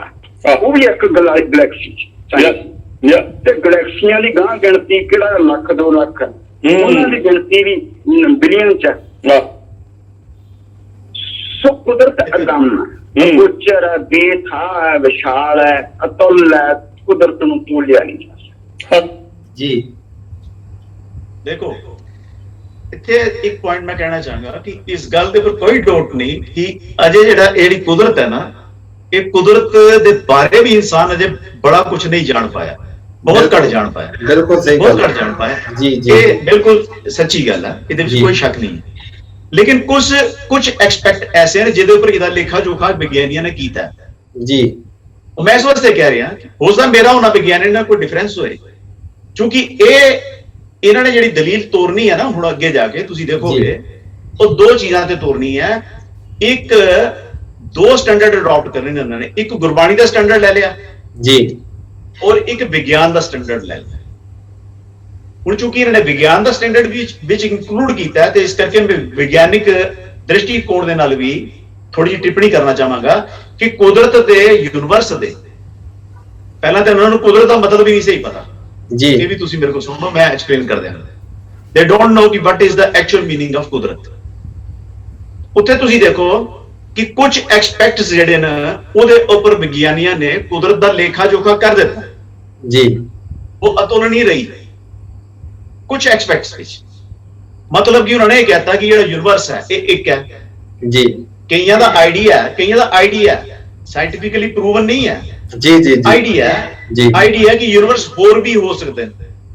ਇਹ ਪਿੱਛੇ ਜੀ ਪੌਲ ਡੇਵਿਸ ਦੀ ਕਿਤਾਬ ਆਈ ਹੈ, ਉਹਦੇ ਵਿੱਚ ਮਲਟੀ ਯੂਨੀਵਰਸ ਦੇ ਉੱਪਰ ਉਹਨੇ ਕਿਤਾਬ ਲਿਖੀ ਹੈ। ਹਾਂਜੀ ਹਾਂਜੀ, ਉਹਦੇ ਵਿੱਚ ਉਹਨੇ ਸਾਇੰਟਿਸਟ ਨੇ ਡਿਕਲੇਅਰ ਕੀਤਾ ਕਿ ਇਹ ਇੱਕ ਹਾਈਪੋਥੈਟੀਕਲ ਗੱਲ ਹੈ, ਇਹਦੇ ਵਿੱਚ ਕੋਈ ਸੱਚਾਈ ਹੈ, ਯੂਨੀਵਰਸ ਇੱਕ ਹੈ, ਉਹ ਇਹ ਬਹੁਤ ਵੱਡਾ ਹੈ ਜੀ, ਇਹਦੇ ਵਿੱਚ ਕਈ ਗੈਲੈਕਸੀਆਂ। ਔਰ ਜਿਹੜਾ ਪਲਾਂਕ ਟੈਲੀਸਕੋਪ ਹੈ ਉਹਨੇ ਕਾਫੀ ਪ੍ਰੀਸਾਈਸਲੀ ਇਸ ਪੂਰੇ ਯੂਨੀਵਰਸ ਦੀ ਤੇ ਉਮਰ ਦਾ ਸਟੱਡੀ ਕੀਤੀ ਹੈ ਜੀ, ਠੀਕ ਹੈ ਨਾ, 13.83 ਬਿਲੀਅਨ ਈਅਰਸ ਉਹਨੇ ਉਮਰ ਕੱਢ ਕੇ ਦੱਸ ਦਿੱਤੀ ਜੀ ਜੀ ਜੀ। ਔਰ ਵਿਗਿਆਨਿਕ ਦ੍ਰਿਸ਼ਟੀਕੋਣ ਜਿਹੜਾ ਉਹ ਇਹ ਕਹਿ ਰਿਹਾ ਕਿ ਇਹ ਜਿਹੜੀ ਕੁਦਰਤ ਹੈ, ਯੂਨੀਵਰਸ ਹੈ ਜਿਹੜਾ, ਇਹ ਪਹਿਲਾਂ ਇੱਕ ਕੰਡੈਂਸ ਸਥਿਤੀ ਵਿੱਚ ਸੀ, ਕੰਟਰੈਕਸ਼ਨ ਵਿੱਚ, ਜਿਹਨੂੰ ਅਸੀਂ ਬਲੈਕ ਹੋਲ ਕਹਿੰਦੇ ਆ, ਔਰ ਇੱਕ ਸਿੰਗੂਲੈਰਿਟੀ ਵਿੱਚ ਸੀ ਜੀ। ਅਗਰ ਉਹ ਸਿੰਗੂਲੈਰਿਟੀ ਵਿੱਚ ਸੀ ਤੇ ਉਹਨਾਂ ਨੇ ਉਹਦਾ ਸਾਈਜ਼ ਕੱਢਿਆ ਕਿ ਉਹ ਇੱਕ ਬੜਾ ਛੋਟਾ ਰੇਤ ਦੇ ਕੁਝ ਦਾਣੇ ਜਿੰਨਾ ਜਾਂ ਰੇਤ ਦੇ ਇੱਕ ਬਾਲ ਜਿੰਨਾ ਸੀ ਜੀ। ਹੁਣ ਉਹਨਾਂ ਨੇ ਉਹਦਾ ਸਾਈਜ਼ ਕੱਢ ਲਿਆ, ਲੇਖੇ ਚ ਆ ਗਿਆ ਉਹਦਾ ਸਾਈਜ਼ ਜੀ, ਵਿਗਿਆਨ ਦੇ ਲਿਹਾਜ਼, ਠੀਕ ਹੈ ਜੀ। ਫਿਰ ਉਹਦੀ ਏਜ ਵੀ ਆ ਗਈ ਜੀ। ਜਦ ਕਿ ਮਹਾਰਾਜ ਨੇ ਬਾਣੀ ਚ ਲਿਖਿਆ ਕਿ ਸਭ ਕੋ ਜਮ ਕੇ ਚੀਰੇ ਵਿੱਚ ਹੈ ਜੇਤਾ ਸਭ ਆਕਾਰ ਜੀ। ਇਹ ਜਿੰਨਾ ਵੀ ਆਕਾਰ ਹੈ, ਜਿਤਨਾ ਵੀ ਆਕਾਰ ਜੀ, ਉਹ ਸਾਰਾ ਜਮ ਦੇ ਚੀਰੇ ਵਿੱਚ ਹੈ, ਮਤਲਬ ਕਿ ਸਾਰਾ ਪੈਰੀਸ਼ੇਬਲ ਹੈ, ਖਤਮ ਹੋਣ ਵਾਲਾ। ਜੀ ਜੀ ਜੀ। ਔਰ ਅਕਾਲ ਪੁਰਖ ਨੂੰ ਉਹਨਾਂ ਨੇ ਕਿਹਾ ਜੁਨੀ ਜੀ। ਔਰ ਉਹ ਅਤੁਲ ਬੇਅੰਤ ਆਪਣੇ ਆਪ ਤੋਂ ਆਪ ਹੈ, ਉਹ ਜਮ ਦੇ ਚੀਰੇ ਵਿੱਚ ਨਹੀਂ ਹੈ ਜੀ। ਗੁਰਬਾਣੀ ਦੇ ਕਈ ਸ਼ਬਦਾਂ ਚ ਆਇਆ, ਲੇਕਿਨ ਜਿੱਥੋਂ ਤੱਕ ਕ੍ਰੀਏਸ਼ਨ ਦਾ ਸਵਾਲ ਹੈ ਉੱਥੇ ਮਹਾਰਾਜ ਨੇ ਬਾਣੀ ਚ ਕਿਹਾ ਕਿ ਸਭ ਕੋ ਜਮ ਕੇ ਚੀਰੇ ਵਿੱਚ ਹੈ ਜੇਤਾ ਸਭ ਆਕਾਰ। ਠੀਕ ਹੈ ਸੋ ਜੀ। ਇਹਨਾਂ ਦਾ ਇਹ ਕਹਿਣਾ ਕਿ ਕੁਦਰਤ ਹਰ ਐਸਪੈਕਟ ਵਿੱਚ ਬੇਅੰਤ ਹੈ, ਉਹ ਆਪਣੇ ਇਹਨਾਂ ਦੇ ਵਿਗਿਆਨਿਕ ਦ੍ਰਿਸ਼ਟੀਕੋਣ ਦੇ ਅਨੁਸਾਰ ਜਿਹੜੀ ਹੈ ਉਹ ਗੱਲ ਜਿਹੜੀ ਹੈ ਸਹੀ ਸਿੱਧ ਨਹੀਂ ਹੁੰਦੀ ਜੀ। ਕਿਉਂਕਿ ਅਗਰ ਸਿੰਗੂਲੈਰਿਟੀ ਵਿੱਚ ਆਇਆ ਤੇ ਉਹਦਾ ਸਾਈਜ਼ ਵੀ ਵਿਗਿਆਨੀਆਂ ਨੇ ਦੱਸਿਆ, ਤੇ ਉਹਦਾ ਬਲਾਸਟ ਕਰਕੇ ਉਹ ਕਿੰਨੇ ਸਾਲ ਪਹਿਲੇ ਬਣਿਆ, ਉਹਦਾ ਜਨਮ ਹੋਇਆ, ਇਹ ਵੀ ਉਹਨਾਂ ਨੇ ਦੱਸਿਆ ਜੀ। ਜਦ ਕਿ ਅਕਾਲ ਪੁਰਖ ਅਜੂਨੀ ਹੈ ਜੀ। ਹੁਣ ਅਗਰ ਇਹ ਕਹਿੰਦੇ ਨੇ ਕਿ ਨਹੀਂ ਉਹ ਕੰਟਰੈਕਸ਼ਨ ਵਿੱਚ ਗਿਆ ਤੇ ਫਿਰ ਇਨਫਲੇਟ ਹੋਇਆ, ਉਹ ਇਨਫਲੇਟ ਹੋ ਕੇ ਫਿਰ ਕੰਟਰੈਕਸ਼ਨ ਵਿੱਚ ਗਿਆ, ਇਹ ਸਿਲਸਿਲਾ ਲਗਾਤਾਰ ਚੱਲ ਰਿਹਾ, ਤੇ ਤਾਂ ਵੀ ਉਹਦਾ ਕੈਜ਼ੂਏਸ਼ਨ ਆਫ ਲਾਅ ਦੇ ਮੁਤਾਬਕ ਉਹਦਾ ਇੱਕ ਨਾ ਇੱਕ ਟਾਈਮ ਤੋਂ ਉਹਦੀ ਬਿਗਨਿੰਗ ਮੰਨਣੀ ਪਏਗੀ। ਜੀ ਜੀ ਜੀ। ਔਰ ਇਹ ਵੀ ਥਿਊਰੀ ਹਿੰਦੂਆਂ ਦਾ ਸ਼ਾਸਤਰਾਂ ਦੀ ਹੈ ਕਿ ਇਹ ਕੁਦਰਤ ਸਾਈਕਲਿਕ ਹੈ ਜੀ। ਔਰ ਉਹਨੂੰ ਕਲਪ ਵਰਸ਼ ਵਿੱਚ ਉਹਨਾਂ ਨੇ ਦਿਖਾਇਆ ਕਿ ਕੁਦਰਤ ਕਲਪ ਵਰਸ਼ ਵਿੱਚ ਚੱਲਦੀ ਹੈ। ਜੀ ਜੀ ਜੀ। ਪ੍ਰਕਿਰਤੀ ਜਿਹਦੀ ਐਡਵੋਕੇਸੀ ਦਇਆਨੰਦ ਸਵਾਮੀ ਕਰ ਰਿਹਾ ਸੀ ਜੀ। ਔਰ ਜਿਹਦੇ ਸੂਤਰ ਸਾਨੂੰ ਬੁੱਧਿਸਟ ਲਿਟਰੇਚਰ ਵਿੱਚ ਮਿਲਦੇ ਨੇ ਕਿ ਇਹਦਾ ਐਨੇ ਬਿਲੀਅਨ ਈਅਰਸ ਦਾ ਇੱਕ ਕਲਪ ਵਰਸ਼ ਬਣਦਾ।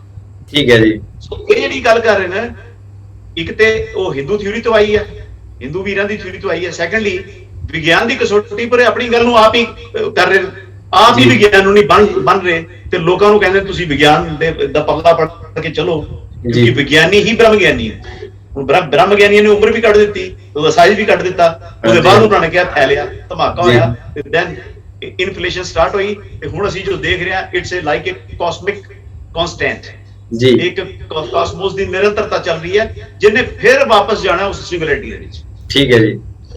ਠੀਕ ਹੈ ਨਾ, ਤੋਂ ਅੱਗੇ ਚਲਾਓ ਤੁਸੀਂ। ਇਹ ਵੀ ਇਹਨਾਂ ਦਾ ਆਰਗੂਮੈਂਟ ਜਿਹੜਾ ਠੀਕ ਨਹੀਂ ਹੈ। ਸੋ ਜਿੱਥੇ ਵਿਸ਼ਾਲਤਾ ਤੇ ਬੇਅੰਤਤਾ ਦੀ ਗੱਲ ਆਉਂਦੀ ਹੈ ਰੱਬ ਬਾਰੇ, ਉਹਨਾਂ ਸ਼ਬਦਾਂ ਦੇ ਆਧਾਰ ਤੇ ਵੀ ਅਸੀਂ ਰੱਬ ਦੇ ਅਰਥ ਕੁਦਰਤ ਤੇ ਕੁਦਰਤ ਦੇ ਅਰਥ ਰੱਬ ਬਣਦੇ ਆ ਤੇ ਕਰ ਸਕਦੇ। ਹਾਂਜੀ। ਤੀਜਾ ਵਿਚਾਰ ਜਿਹੜਾ ਗੁਰਬਾਣੀ ਚ ਆਉਂਦਾ ਹੈ, ਇਹ ਵੀ ਬਹੁਤ ਇੰਪੋਰਟੈਂਟ ਹੈ, ਰੱਬ ਦੀ ਕਲਾਸੀਫਿਕੇਸ਼ਨ। ਹਾਂਜੀ। ਇਸ ਵਿਚਾਰ ਅਧੀਨ ਪਾਤਸ਼ਾਹ ਨੇ ਰੱਬ ਨੂੰ ਦੋ ਰੂਪਾਂ ਚ ਕਲਾਸੀਫਾਈ ਕੀਤਾ। ਨੰਬਰ 1 ਸਰਗੁਣ ਸਰੂਪ ਦਿਸਦਾ ਰੱਬ, ਤੇ ਨੰਬਰ 2 ਨਿਰਗੁਣ ਸਰੂਪ ਅਣਦਿਸਦਾ ਰੱਬ। ਹਾਂਜੀ। ਨਿਰੰਕਾਰ ਆਕਾਰ ਆਪ, ਨਿਰਗੁਣ ਸਰਗੁਣ ਏਕ। ਨਿਰਗੁਣ ਆਪ, ਸਰਗੁਣ ਪੀਊਸ਼। ਭਾਵ ਕਿ ਨਿਰਾਕਾਰ ਜੋ ਅਣਦਿਸਦਾ ਹੈ, ਜਿਸਦਾ ਕੋਈ ਆਕਾਰ ਨਹੀਂ, ਉਹ ਵੀ ਰੱਬ ਹੀ ਹੈ, ਕਿ ਆਕਾਰ ਜੋ ਸਭ ਪਾਸੇ ਦ੍ਰਿਸ਼ਟਮਾਨ ਹੈ ਉਹ ਵੀ ਰੱਬ ਹੀ ਹੈ। ਹੁਣ ਇਸੇ ਵਿਚਾਰ ਵਿੱਚ ਰੱਬ ਦੇ ਅਰਥ ਕੁਦਰਤ ਕਰ ਲਓ ਕਿ ਜੋ ਆਕਾਰ ਹੈ, ਜੰਗਲ, ਪਹਾੜ, ਸਮੁੰਦਰ, ਧਰਤੀ, ਚੰਦ, ਸੂਰਜ, ਤਾਰੇ, ਇਹ ਵੀ ਕੁਦਰਤ ਹੈ। ਤੇ ਜੋ ਅਣਦਿਸਦਾ ਹੈ ਕੁਦਰਤ ਦੇ ਵਿੱਚ, 4 ਫੰਡਾਮੈਂਟਲ ਫੋਰਸਿਸ ਨਾਲ ਲੈਸ ਕੁਦਰਤ ਦਾ ਸਮੁੱਚਾ ਸਿਸਟਮ।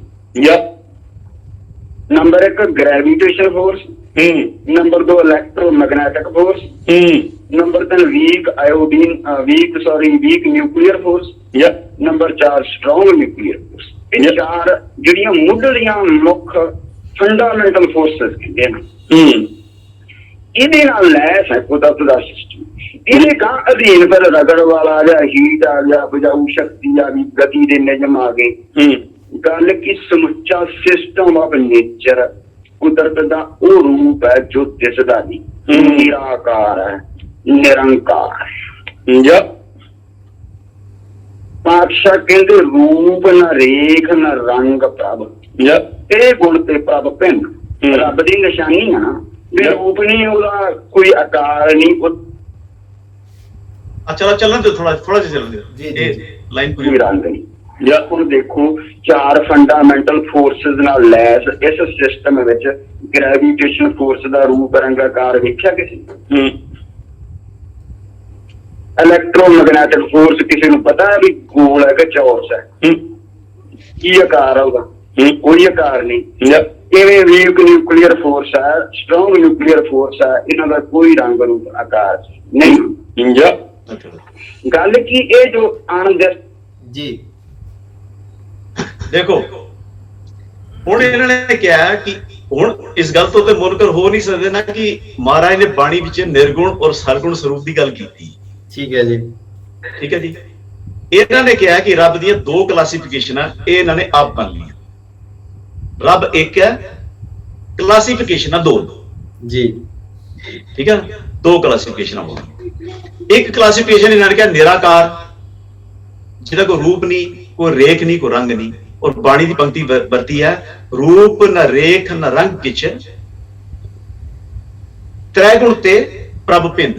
ਜੀ ਪਹਿਲਾ ਸਵਾਲ ਇਥੋਂ ਫੰਡਾਮੈਂਟਲ ਇੱਕ ਰਾਈਜ਼ ਹੁੰਦਾ ਹੈ ਕਿ ਕਿਆ ਜਿਹੜਾ ਮੈਟਰ ਹੈ ਇਹ ਨਿਰਗੁਣ ਹੈ? ਜੀ, ਮੈਟਰ ਨਿਰਗੁਣ ਨਹੀਂ ਹੈ, ਮੈਟਰ ਤ੍ਰੈਗੁਣੀ ਹੈ। ਔਰ ਮੈਟਰ ਨੇ ਹੀ ਪ੍ਰੋਡਿਊਸ ਕੀਤੀਆਂ ਨੇ ਇਹ 4 ਫੰਡਾਮੈਂਟਲ ਫੋਰਸਿਸ। ਠੀਕ ਹੈ ਜੀ। ਔਰ 4 ਫੰਡਾਮੈਂਟਲ ਫੋਰਸਿਸ ਕੀ ਨੇ? ਇਹ ਪਾਰਟੀਕਲਸ ਦਾ ਇੰਟਰਪਲੇ। ਮੈਟਰ ਕਿਹਦਾ ਬਣਿਆ?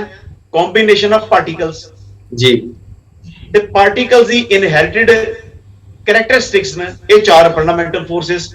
ਜੀ, ਅਲਬੱਤਾ 3 ਕਹਿ ਲਈਏ ਪਹਿਲਾਂ, ਗ੍ਰੈਵਿਟੀ ਨੂੰ ਬਾਅਦ ਵਿੱਚ ਐਕਸਪਲੇਨ ਕਰਨਾ। ਹੁਣ ਜਿਹੜੀਆਂ 3 ਫੰਡਾਮੈਂਟਲ ਫੋਰਸਿਸ ਨੇ ਇਹ ਪਾਰਟੀਕਲਸ ਤੋਂ ਬਣੀਆਂ ਨੇ। ਜੀ, ਇਹ ਪਾਰਟੀਕਲਸ ਦੇ ਕਾਰਨ ਹੋਣ ਦੀ ਚਾਹੀਆਂ, ਫਿਰ ਜਿਨ੍ਹਾਂ ਨੇ ਅੱਗੋਂ ਇਹਨਾਂ ਨੂੰ ਪਾਰਟੀਕਲਸ ਨੂੰ ਕੰਬਾਈਨ ਕੀਤਾ। ਤੇ ਇਸ ਕਰਕੇ ਪਾਰਟੀਕਲ ਪਾਰਟੀਕਲਸ ਨੂੰ ਤ੍ਰੈ ਗੁਣ ਤੋਂ ਭਿੰਨ ਕਹਿਣਾ ਇਹ ਬੇਸਿਕ ਫਲਾਵ ਹੈ ਭਾਈ ਸਾਹਿਬ ਦੀ ਇਸ ਥਿਊਰੀ ਦਾ। ਠੀਕ ਹੈ ਜੀ। ਕਿ ਜਿਹੜਾ ਹੈ ਹੀ ਤ੍ਰੈਗੁਣੀ ਚੀਜ਼ ਹੈ ਉਹਨੂੰ ਭਾਈ ਸਾਹਿਬ ਨਿਰਗੁਣ ਤੇ ਨਿਰਾਕਾਰ ਕਹਿ ਰਹੇ ਨੇ। ਤੇ ਜੇ ਨਿਰਗੁਣ ਤੇ ਨਿਰਾਕਾਰ ਨੇ ਤੇ ਉਹ ਸਾਇੰਟਿਸਟਾਂ ਨੇ ਲੱਭੀਆਂ ਕਿਸ ਤਰ੍ਹਾਂ? ਉਹਨਾਂ ਦੇ ਗੁਣ ਕਿੱਥੋਂ ਲੱਭੇ? ਹਾਂਜੀ ਹਾਂਜੀ। ਜੇ ਉਹਨਾਂ ਦਾ ਰੂਪ ਰੇਖ ਨਹੀਂ ਹੈ ਤੇ ਪਾਰਟੀਕਲਸ ਦਾ ਰੂਪ ਰੇਖ ਲੱਭਿਆ ਤੇ ਫੋਰਸਿਸ ਲੱਭੀਆਂ ਨਾ ਜੀ। ਕਿਉਂਕਿ ਪਾਰਟੀਕਲਸ ਹੈ ਹੀ ਜਿਹੜਾ ਫੋਰਸਿਸ ਨੂੰ ਹੈ ਹੀ ਪਾਰਟੀਕਲਸ ਦਾ ਇੰਟਰਪਲੇ ਹੈ। ਜੀ ਜੀ ਜੀ।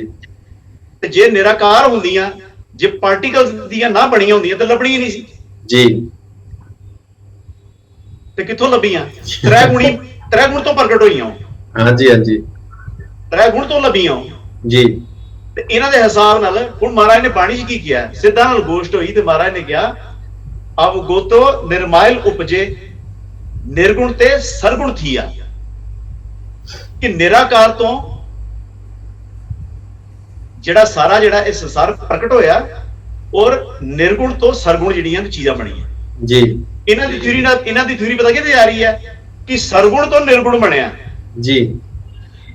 ਅਗਰ ਇਹ 4 ਫੰਡਾਮੈਂਟਲ ਫੋਰਸਿਸ ਨੂੰ ਕਹਿੰਦੇ ਨੇ ਕਿ ਉਹ ਨਿਰਗੁਣ ਨਿਰਾਕਾਰ ਨੇ, ਤੇ ਭਾਈ ਸਾਹਿਬ ਇਹ ਕਹਿ ਰਹੇ ਨੇ ਸਾਇੰਟੀਫਿਕਲੀ, ਕਿਉਂਕਿ ਸਾਇੰਸ ਨੂੰ ਵਿੱਚ ਲੈ ਨਾ, ਇਹਨਾਂ ਨੂੰ ਮੰਨਣਾ ਤੇ ਪੈਣਾ ਸਾਇੰਸ ਨੂੰ। ਸਾਇੰਟੀਫਿਕਲੀ ਭਾਈ ਸਾਹਿਬ ਇਹ ਕਹਿ ਰਹੇ ਨੇ, ਸਾਇੰਟੀਫਿਕਲੀ ਗੱਲ ਇਹਨਾਂ ਦੀ ਇਸ ਤਰ੍ਹਾਂ ਬਣ ਰਹੀ ਹੈ ਕਿ ਮੈਟਰ ਨੇ ਜਿਹੜਾ ਕਿ ਸਗੁਣ ਹੈ ਉਤੋਂ ਨਿਰਗੁਣ ਪੈਦਾ ਹੋਇਆ ਜੀ, ਜਦ ਕਿ ਬਾਣੀ ਦਾ ਜਿਹੜਾ ਫਰਮਾਨ ਹੈ ਉਹ ਇਹ ਹੈ ਕਿ ਸਰਗੁਣ ਤੋਂ ਨਿਰਗੁਣ, ਇਹ ਨਿਰਗੁਣ ਤੋਂ ਸਰਗੁਣ ਪੈਦਾ ਹੋਇਆ ਜੀ ਜੀ ਜੀ। ਇਹ ਸਿੱਧਗੋਸ਼ਟ ਵਿੱਚ ਸਪਸ਼ਟ ਹੈ।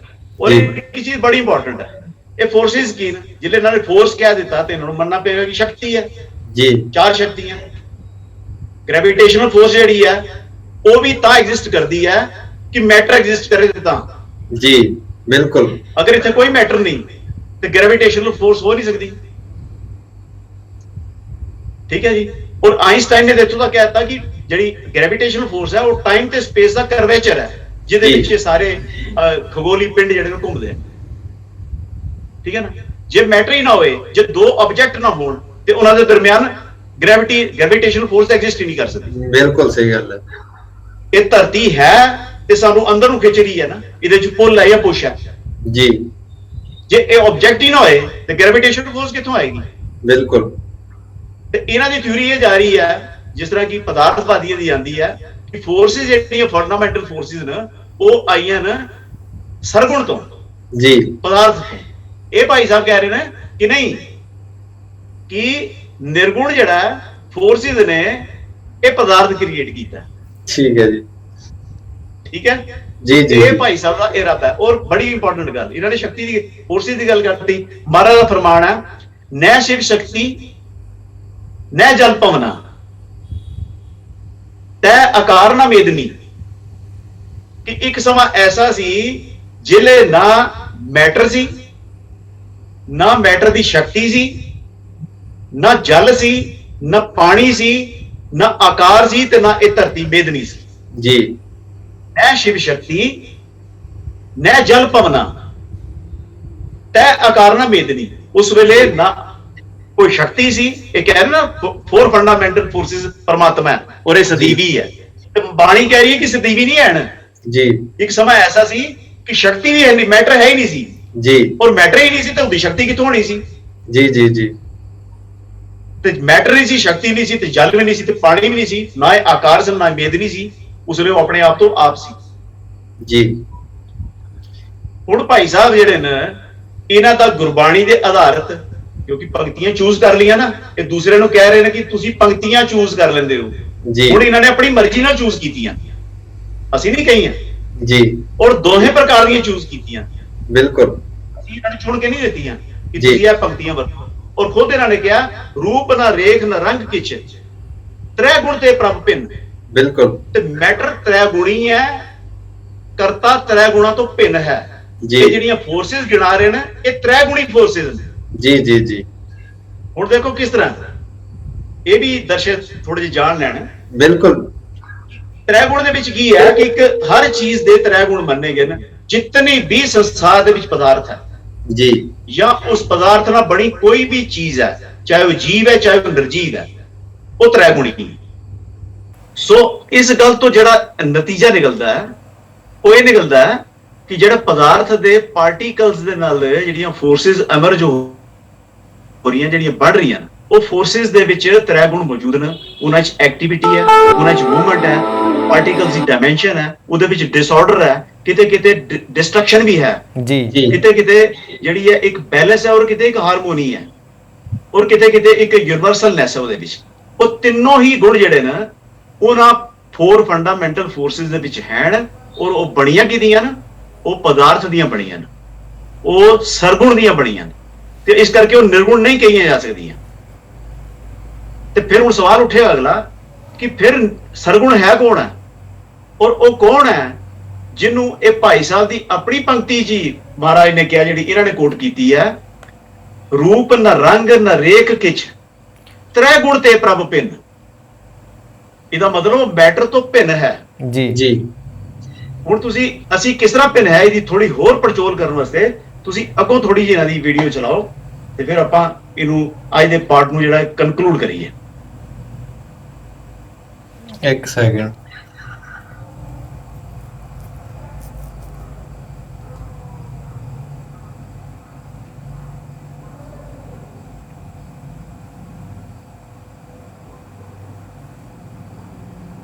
जो अणदिसदा है नीचा सिस्टम ऑफ नेचर, ये भी कुदरत है।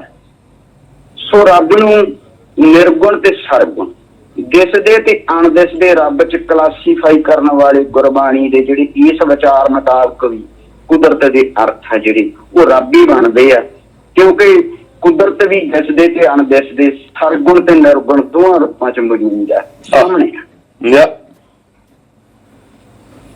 एक गल होर ध्यान देण वाली है बई, जे किसी ने पदार्थ the matter the detailed definition लिखनी हो तां किवें लिखू? पहला पदार्थ दी मैटर दी डेफिनेशन लिखू, फिर उन्होंने क्लासीफाई करके दसू भी पदार्थ भाई 3 रूपां या 3 अवस्थावां होंदियां इहदियां, ठोस तरल गैस।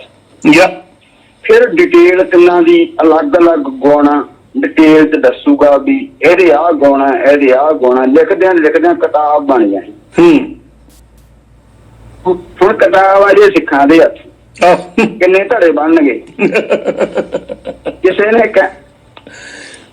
किसी ने कहना पदार्थ एक थां स्थिर रहिंदा, दूजे धड़े ने कहना नहीं नहीं नहीं आ पंक्ति वेखो पदार्थ रुड़ जांदा मिनटां वल। तीजे धड़े ने रौला पाउणा ये दोवें झूठ बोलदे, पदार्थ तो उड़ जांदा दिसदा भी नहीं। समोचता समझण वाले किन्ने क होणगे? कोई शक नहीं जी। हुण बादशाह जी ਹੁਣ ਦੇਖੋ ਉਹ ਭਾਈ ਸਾਹਿਬ ਦਾ ਪੁਆਇੰਟ ਆਫ ਵਿਊ ਕੀ ਹੈ। ਇੱਕ ਬੰਦੇ ਦੇ ਬੋਲਣ ਤੋਂ ਨਾ ਉਹਦੀ ਇੱਕ ਪਤਾ ਚੱਲ ਜਾਂਦਾ ਕਿ ਜਿਸ ਧੜੇ ਦੇ ਬਾਰੇ ਜਾਂ ਜਿਸ ਧਿਰ ਦੇ ਬਾਰੇ ਬੋਲ ਰਿਹਾ ਉਹਦੇ ਬਾਰੇ ਉਹਦੀ ਪਰਸੈਪਸ਼ਨ ਕੀ ਹੈ। ਇਹ ਭਾਈ ਸਾਹਿਬ ਦੀ ਪਰਸੈਪਸ਼ਨ ਇਹ ਹੈ ਕਿ ਸਿਵਾਏ ਇਹਨਾਂ ਦੇ ਸਾਰੇ ਸਿੱਖ ਜਗਤ ਦੇ ਵਿੱਚ ਸਾਰੇ ਦੇ ਸਾਰੇ ਪਾਗਲ, ਉਹ ਪਦਾਰਥ ਦੇ ਉੱਪਰ ਲੜਨਗੇ, ਉਹ ਗੈਸ ਦੇ ਉੱਪਰ ਲੜਨਗੇ, ਉਹ ਪਾਣੀ ਪਰ ਲੜਨਗੇ, ਉਹ ਠੋਸ ਦੇ ਉੱਪਰ ਲੜਨਗੇ। ਤੇ ਉਹ ਭਾਈ ਸਾਹਿਬ ਕਹਿ ਰਹੇ ਨੇ ਜਿਹੜੇ ਹੋਸਟ, ਉਹ ਕਹਿੰਦੇ ਨੇ ਕੋਈ ਸ਼ੱਕ ਨਹੀਂ। ਜਦ ਕਿ ਇਹ ਚੀਜ਼ਾਂ ਕਿਸੇ ਵੀ ਸਾਇੰਸ ਦੇ ਸਟੂਡੈਂਟ ਨੂੰ ਪੁੱਛਿਆ ਜਾਣ ਕਿ ਜਿਹੜਾ ਪਦਾਰਥ ਹੈ, ਪਦਾਰਥ ਬਿਨਾਂ ਗੁਣਾ ਦੇ ਹੈ ਜੀ ਜੀ, ਉਹ ਕੋਈ ਵੀ ਇੱਕ ਮੰਦ ਬੁੱਧੀ ਜਿਹੜਾ ਘੱਟ ਵੀ ਪੜ੍ਹਨ ਲਿਖਣ ਵਾਲਾ ਹੋਏਗਾ, ਸਾਇੰਸ ਨੂੰ ਥੋੜਾ ਬਹੁਤਾ ਜਿਹਨੇ ਥੋੜੀ ਸੰਜੀਦਗੀ ਨਾਲ ਪੜਿਆ ਹੋਏਗਾ, ਉਹ ਇਹਨਾਂ ਨੂੰ ਕਹੇਗਾ ਕਿ ਨਹੀਂ, ਪਦਾਰਥ ਦੀ ਹਮੇਸ਼ਾ ਪ੍ਰੋਪਰਟੀ ਹੁੰਦੀ ਹੈ ਜੀ, ਉਹ ਹਮੇਸ਼ਾ ਉਹਦੇ ਵਿੱਚ ਕੋਈ ਗੁਣ ਹੁੰਦਾ ਹੈ, ਔਰ ਪਦਾਰਥ ਨਿਰਗੁਣ ਨਹੀਂ ਹੁੰਦਾ ਕਦੇ ਵੀ। ਤੇ ਇਹ ਕਹਿ ਰਹੇ ਨੇ ਕਿ ਭਾਈ ਸਾਹਿਬ ਹਾਂ ਜੀ ਕੋਈ ਸ਼ੱਕ ਨਹੀਂ ਜੀ ਜੀ, ਯਾਨੀ ਕਿ ਸਾਰੇ ਸਿੱਖ ਜਗਤ ਨੂੰ ਇੱਕ ਬੈਡ ਸ਼ੇਪ ਦੇ ਵਿੱਚ ਪ੍ਰੈਜ਼ੈਂਟ ਕਰਨਾ ਕਿ ਜਿਸ ਤਰ੍ਹਾਂ ਇਹਨਾਂ ਤੋਂ ਸਿਵਾਏ ਪੜ੍ਹੇ ਲਿਖੇ ਬੰਦਾ ਜੀ ਜੀ ਬਿਲਕੁਲ ਬਿਲਕੁਲ। ਤਾਂ ਇੱਕ ਬਾਤਚੀਤ ਦਾ ਐਂਗਲ ਹੀ ਜਿਹੜਾ ਨਾ ਉਹ ਇੱਕ ਡਾਇਰੈਕਸ਼ਨ ਸ਼ੋ ਕਰਦਾ ਹੈ ਕਿ ਚੀਜ਼ਾਂ ਨੂੰ ਕਿਉਂ ਇਸ ਤਰ੍ਹਾਂ ਪੇਸ਼ ਕੀਤਾ ਜਾ ਰਿਹਾ। ਸਾਰੇ ਸਿੱਖਾਂ ਨੂੰ ਬੇਵਕੂਫ ਸਮਝ ਕੇ ਕਿ ਉਹਨਾਂ 'ਚ ਕੋਈ ਹੈ ਹੀ ਨਹੀਂ ਸਮਝਣ ਸੁਣਨ ਵਾਲਾ, ਤੇ ਉਸ ਤਰੀਕੇ ਨਾਲ ਪੇਸ਼ ਕੀਤਾ ਜਾ ਰਿਹਾ। ਤੁਸੀਂ ਚਲਾਓ ਅੱਗੇ। ਗੁਰਬਾਣੀ ਅੰਦਰ ਦੱਸ ਰਹੇ ਰੱਬ ਬਾਰੇ ਡਿਟੇਲ ਵਿੱਚ ਇਹਨਾਂ ਕਹਿੰਦੇ ਜੋ ਕੁਝ ਵੀ ਆ ਸਭ ਪਾਸੇ ਉੱਪਰ ਨੀਚੇ ਸਮੇਤ ਸਾਡੇ ਸਭ ਰੱਬ ਹੀ ਰੱਬ ਹੈ। ਫਿਰ ਕਲਾਸੀਫਾਈ ਕਰਕੇ ਦੱਸਦੇ ਆ ਜੋ ਦਿਸਦਾ ਉਹ ਵੀ ਰੱਬ ਹੈ, ਜੋ ਅਣਦਿਸਦਾ ਉਹ ਵੀ ਰੱਬ ਹੈ। ਉਸ ਤੋਂ ਬਾਅਦ ਸ਼ੁਰੂ ਹੁੰਦੀ ਹੈ ਦਿਸਦੇ ਤੇ ਅਣਦਿਸਦੇ ਦੀ ਡਿਟੇਲਡ ਵਿਆਖਿਆ। ਸੋ ਆਪਾਂ ਡਿਟੇਲਡ ਜਾਣਕਾਰੀ ਲਵਾਂਗੇ ਪਹਿਲਾਂ ਰੱਬ ਦੇ ਸਰਗੁਣ ਸਰੂਪ ਦੀ, ਦਿਸਦੇ ਰੱਬ ਦੀ। आओ देखो किन्ने स्पष्ट रूप च गुरबाणी दिसदी रूप दिसदी कुदरत नूं रब कह के वडियाई दे रही। आप संबंध आप है सागर आपे ही विच रतन धरे, कुदरत नूं रब कह रही, आपे आप कह रही। आपे धरती आपे है राहक, आप जमाए पिसावे, आप पकावे, आप भांडे दे, आपे ही बह खावे। फिर कहंदे आ आपे कंडा तोल तराजी, आपे तोलनहारा, आपे देखा है, आपे बूझा, आपे है वणजारा। सारी कुदरत नूं रब कहा जा रहा, आपे शाह, आपे वणजारा। फिर किते कहंदे आपे राज ने, आपे लोगा। फिर कहंदे आपे माछी मछली, आपे पानी जाल, आपे जाल मनकड़ा, आपे अंदर लाल। किहड़ी शै है कुदरत दी जिहनूं नानक ने रब नहीं आख्या।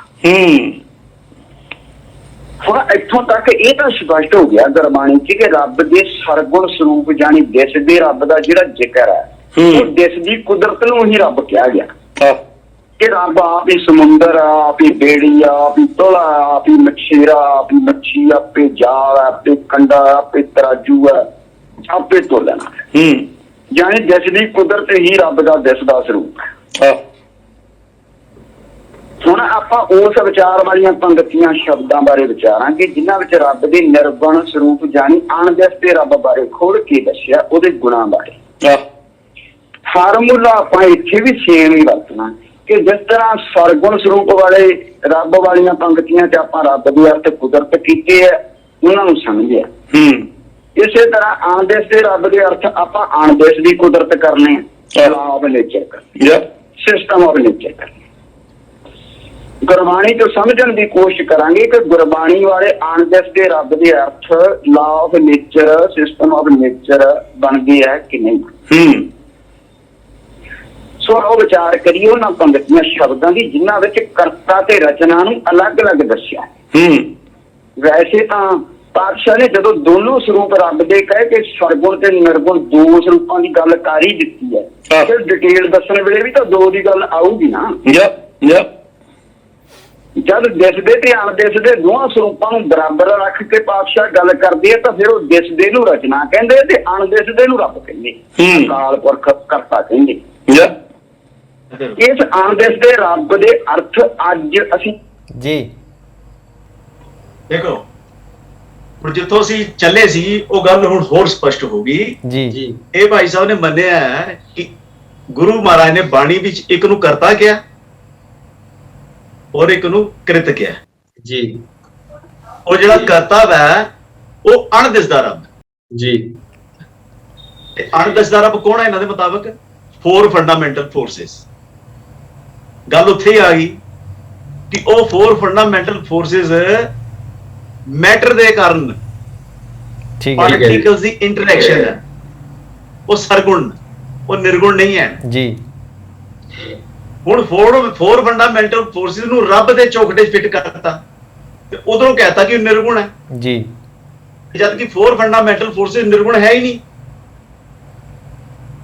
ਉਹ ਸਰਗੁਣ ਜੀ। ਉਹ ਪਦਾਰਥ ਦੇ ਕਾਰਨ, ਪਦਾਰਥ ਦੇ ਕਾਰਨ ਨਹੀਂ ਹੈ।